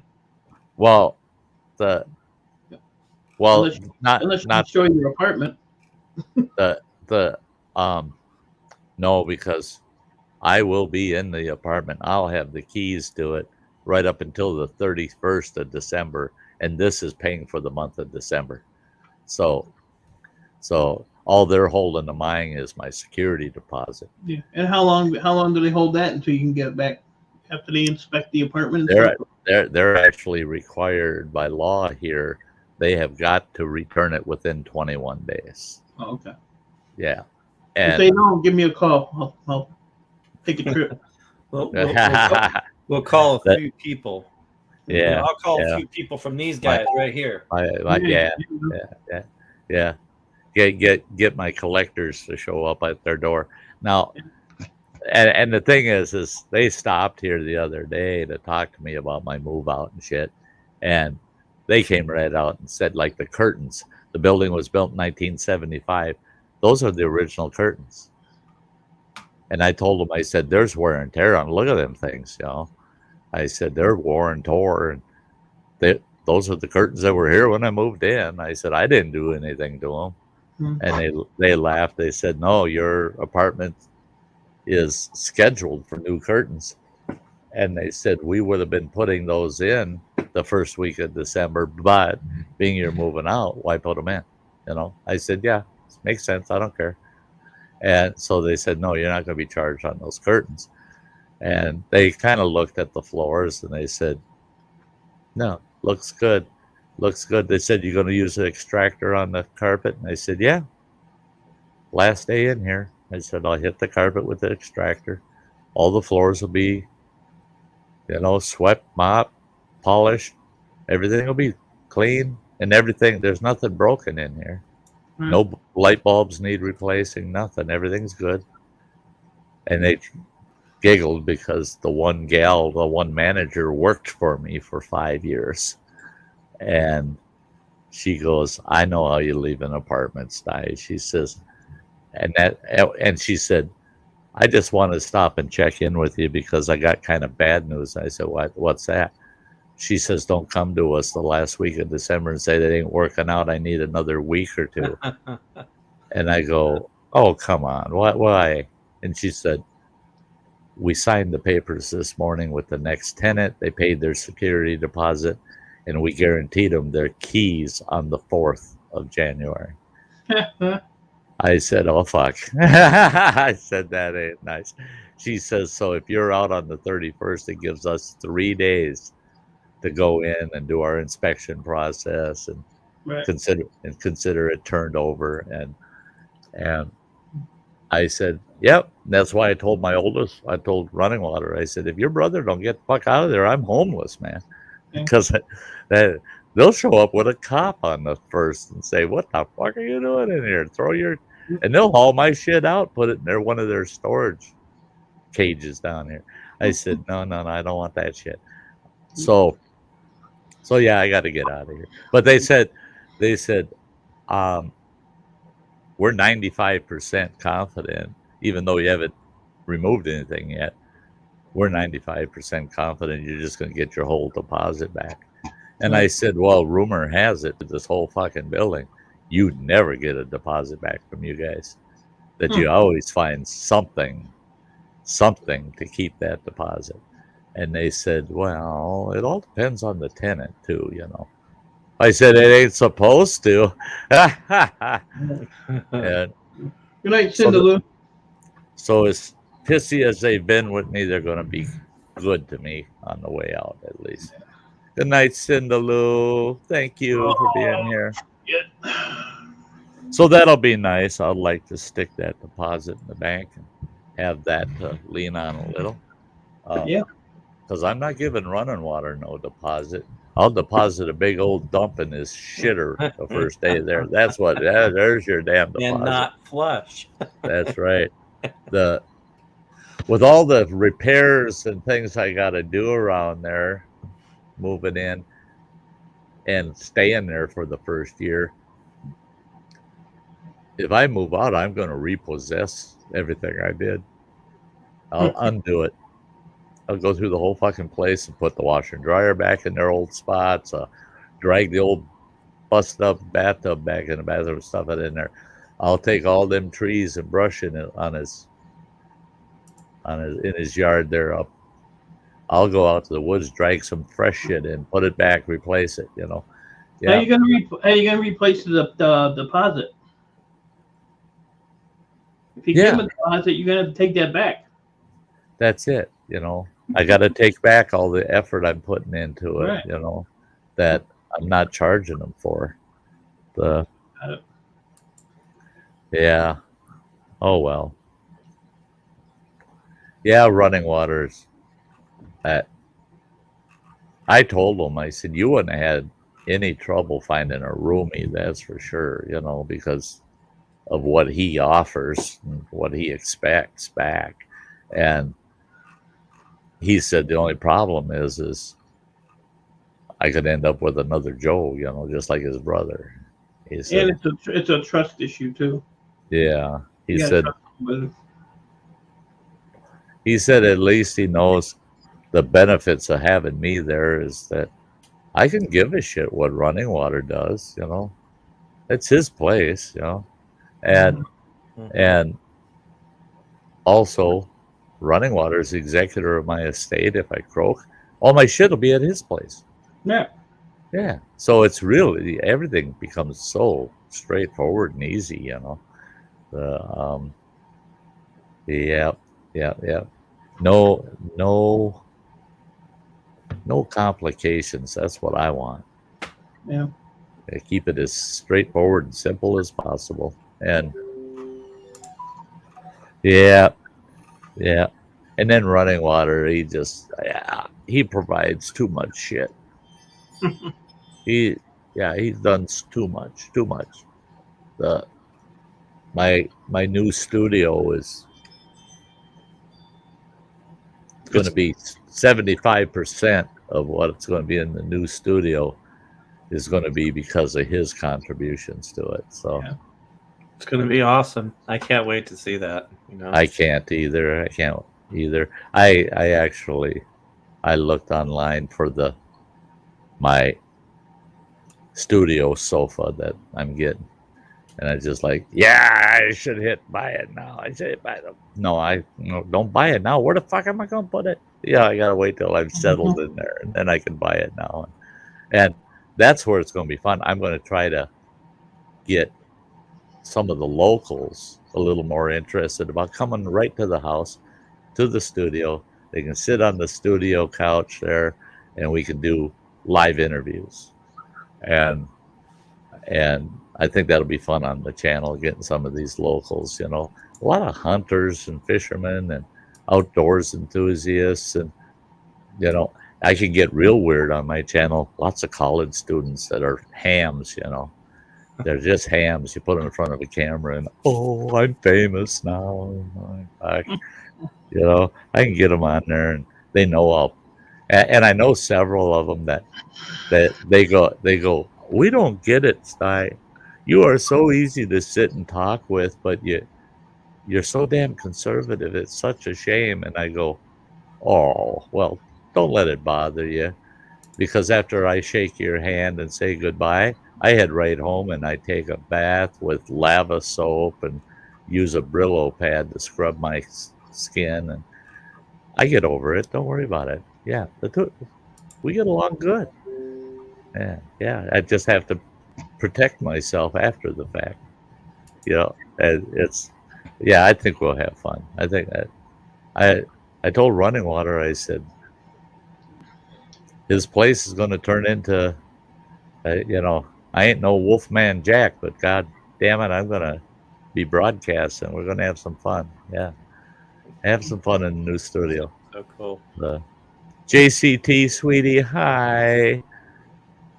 Yeah. I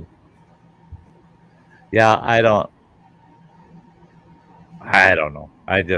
Now I got it. The hard part is I got to get a hold of my Forest Service supervisor and just let him know I'm not going to be able to host this summer. And I hate it because my not hosting is going to hurt a few people. The firewood supplier at that campground absolutely refuses to put his firewood on site without a host there. Last year he got ripped off at a couple of sites that don't have hosts. Mm-hmm. People stole his wood. The one place they busted the collection box right off of the big rack and ran off with the collection box, and he lost $250 cash plus about $400 worth of bundles of firewood. And he said, so if there ain't a host there, no firewood.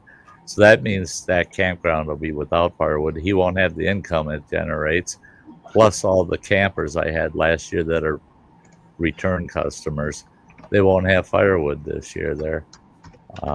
They won't have the information tent to come hang out at, and any updates in the forest and stuff they won't be able to get anymore. And it's going to make the jobs tougher for the payrolled Forest Service rangers that now will have to go to that campground, maintain all the bathrooms, all the sites, do all the mowing, all the reservations, everything. So it's hard for me to tell them I can't be there to do it. I'm kind of disappointed in myself that I won't be able to. I just know I'm just not going to have the physical oomph to do that, plus the things I got to do at Running Waters for the summer. So if I double those up, I know I wouldn't accomplish it. I don't want to fail at something, so I'd rather just not do it, you know. I wish them all the best, but they're not getting me this summer. It's just not happening. They'll see me there. I'll go camping there. Up here where I live, all the camping places are already booked up for the summer. Mm-hmm. It's crazy up here. You got to go a year in advance just to maybe get a spot. See, now our campgrounds were occupied 165% over their typical years. Mm-hmm. There were many times my two campgrounds were full up. They're just full. Every reservable site's been reserved, and all of the first come first sites were taken every day. Boom, boom, boom, boom, and people want to get in the outdoors now. And the thing is, I tell everybody, hang on tight, because there's going to be an awful lot of RVs, campers, camping gear. Tons of that shit's going to be available to buy cheap here in another year or so. because I saw that this summer, how many first timers there were, and how many said, well, I shouldn't have spent 25 grand on this camper because I'm going to be selling this thing next year because this ain't my bag. It's their first time ever going. And that happens so often. It's usually only about 1 out of 3 that fall in love with it, and a lot of people try it for 1 or 2 seasons and then they give it up and they sell all of their gear, and they're going to flood the market because right now, last season, it was a bitch. It was a bitch to try to find any new or used RVs or campers. They were a bitch to find, and if you did find them, they were about 25% over market value to buy it. So that's going to change, though, because the market got so flooded with it. And people find out, they don't realize it until they've owned one. And they realize the best bet, depending on the region, if you're anywhere north of Missouri, from West Coast to East Coast, you might get 6 months use out of that RV. And for 6 months, you got to winterize that son of a bitch and maintain it all 6 months. Otherwise, it's junk come time to use it in the spring. So after they've done 1 or 2 seasons of that, they're going, I'm not paying these damn payments every month for something I don't use but half of the year, if that. And a lot of these people only use their RV maybe 2 or 3 times a summer. Yep, and that's how it is where I'm at. Yeah, because it's wet.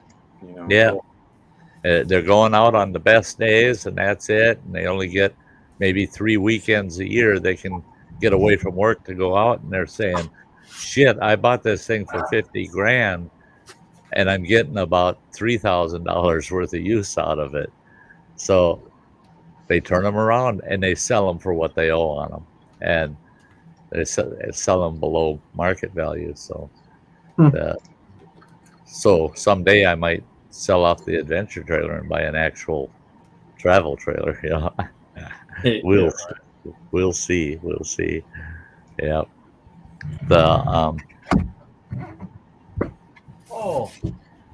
Well, guys, I think we're gonna wrap it up. My ass hurts, man. My tailbone's killing me. That's one thing I told the doctor about was my messed up tailbone. And she laughed. She goes, "Well, why didn't you call us when that happened?" And I said, "And what would you have done?" She said, "I don't know. She says, give you some pain medication or something." And she said, or give you a prescription for a donut pillow or something. I go, exactly, because there's nothing you can do about it except let it heal. She goes, yeah. She goes, but she says, think about it. I would have gotten an office visit out of you. And I said, oh, shut up. Yeah, they want to see me every month and a half now. And I said, oh, yeah, she's planning on a trip to the Bahamas or something, yeah. Trying to squeeze it out of me. Yeah, I can't bitch about my doc. I can't bitch about her at all. Yeah, in fact, she gave me a bottle of honey. Aha. She's a beekeeper. Her and her husband are beekeepers. Oh, cool. And there's Granny. There's Granny saying good night. Good night. Hi, Granny. Good night, Granny. Love you, girl. I'm not going to tell her good night because she'll be messaging me here shortly. That's it. Yeah, she'll keep you awake all night. She always does. Yeah, keep you awake at night. Mm-hmm. Yeah, I got to try to figure out something I can get in my stomach here. Goth chick, hello. But it's Sunday night, tomorrow night, Monday night, Sty Times at 5 p.m. He got Yeah. you. Here. here.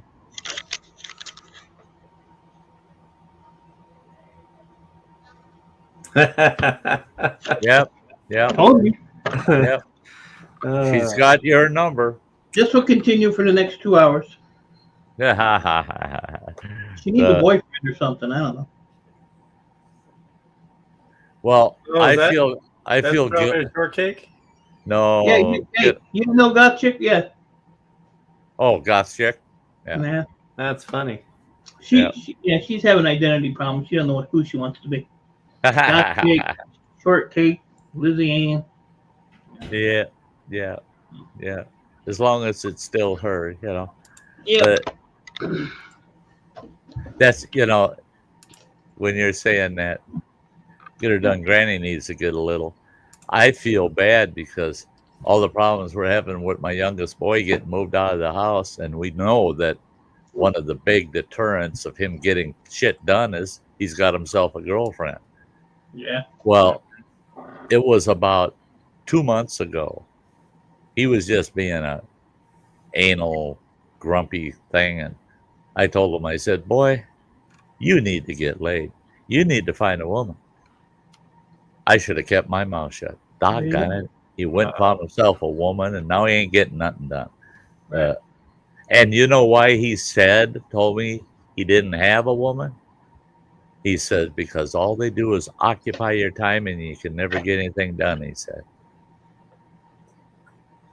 He's proof in the pudding, boy. He went out there, got himself a woman. He ain't getting nothing done. You know, it's like I told Running Water. I feel like telling the guy, hey, tell her you're not going to see her until you're totally moved out of Running Waters. And if she's still there after you get moved out, well, then she was worth hanging on to. You know, if she's going to let you screw yourself all up, you shouldn't be with her in the first place, you know. Yeah, she'll wait for you if you're that good, you know. But then Running Water says maybe he doesn't think he's that good, and he ain't going to take the risk, you know. Then she'd say, well, that's okay. I can find somebody else, you know. Yeah. Oh, well. Life goes on and on and on.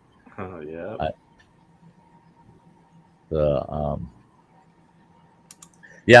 I just, it's hard for me. I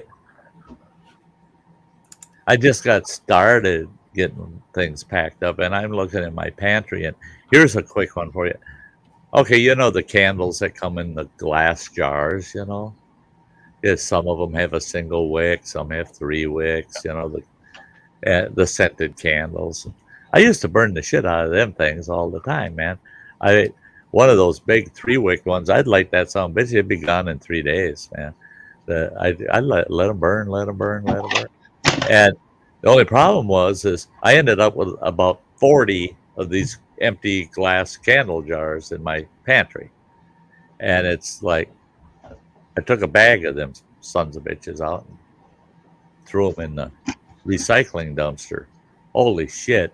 It wasn't even 45 minutes later. There's knock at my door. I open the door, and it's the maintenance guy, and he says, our video camera showed you throwing these in the recycling dumpster. I said, well, yeah, what the hell are you doing with it? He goes, giving them back to you because they can't go in there. I said, why not? It's glass. It's clear glass. He goes, yeah, with a 1/2 inch of wax on the bottom of each one with 3 little metal bases for the wicks. That shit can't go in there. They have to be cleaned out before they're put in there. I said, have you ever tried to clean that wax out of some of them damn jars? He goes, no, I haven't. But if you're going to throw them in recycling, they got to go that way. I said, fine, I'll throw them in the regular dumpster. He goes, no, you won't. I said, why? He says, because our waste management, that shit gets dumped at the plant, goes down a big conveyor, and they got people pulling shit out of it. And if they pull recyclables that aren't clean enough to go in the recycling, they tag whose load that was, and we find your landlord for that. I go, what the hell? Used a different word. Yeah, I did. But I'm glad I don't live in your city. and he says, I said, hey, if they can't go in recycling, then they're garbage. He says, no, because the garbage side of it says they're recyclables and you can't throw it in the regular garbage. He I throw says, my garbage. he says you have to clean them out, right? Well, so I had about 40 of these damn things, right? And this is back when I was managing Dollar Tree. One evening, I heard these two gals at the checkout talking as they're getting rang out, you know. And this gal saying, yeah, that she makes homemade candles. And she says, but she's going to quit doing it because she can't sell them for enough to come out ahead on them because of the cost of all the candle jars. Oh, shit. I got right in that conversation. I said, hey, I got like 40 all the way from, you know, about 2 inches around all the way up to these big 4 inchers, these big ones. She goes, really?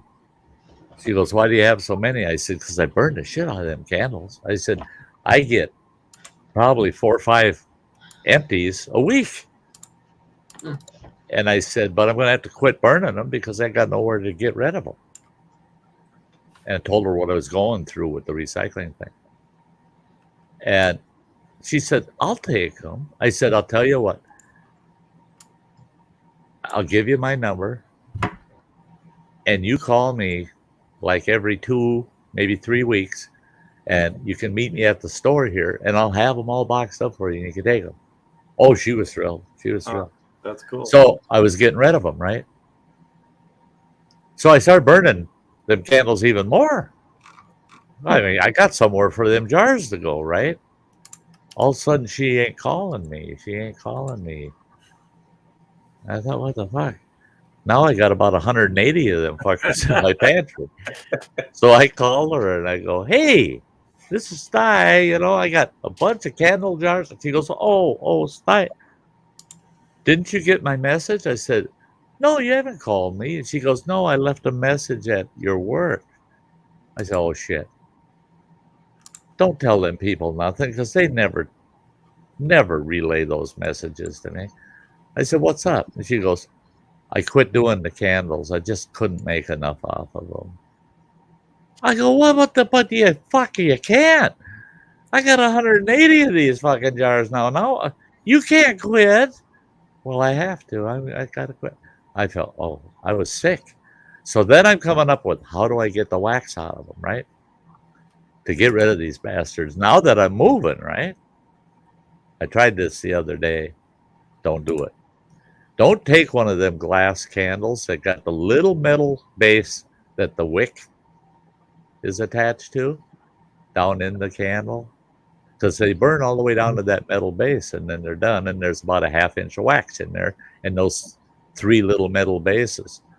Don't put one of them fuckers in your microwave. No, you didn't. Oh, it melted the wax and shattered the bottom right out of that glass. Yeah.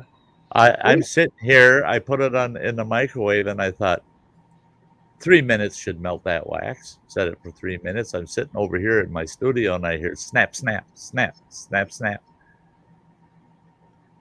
That don't sound right. Sounds like lightning bolts over there. I get over there and I can see it right through the door, the sparks, you know. Open the damn door, grab that jar. It's hotter than shit. Grab it, lift it up, and the whole bottom's staying in the microwave. Here it's sparking off those 3 metal pieces, overheating the base and cracking the glass out. So that don't work. I tried using less time, and it don't work. It don't work. So then I come up with the wild idea. I take a cookie sheet, and I can get 6 or 8 of those on a cookie sheet, and I slide them in the oven at about 260 degrees. Well, that seemed like it was going to work okay. I take the pan out of the oven, and they're all melted, right? They're yay! And I got 2 pot holders, gloves on, and I'm grabbing these sons of bitches, trying to dump them in this goddamn container. I guys, well, what it is it's a 1 gallon ice cream pail, and I just put some paper towels in it, and I'm dumping the wax in there, and I got this old, like a wooden spatula, and I'm in there scraping, knocking all that shit out. Don't even tap one of those when they're hot like that on a counter. Yep. They just shatter. I broke several of them just handling them, and I got freaking wax all over the freaking kitchen. I got it all over my pot holders. So guess what I did? Now somebody will report me. I know it. Son of a bitch. I'll be on the phone in the morning.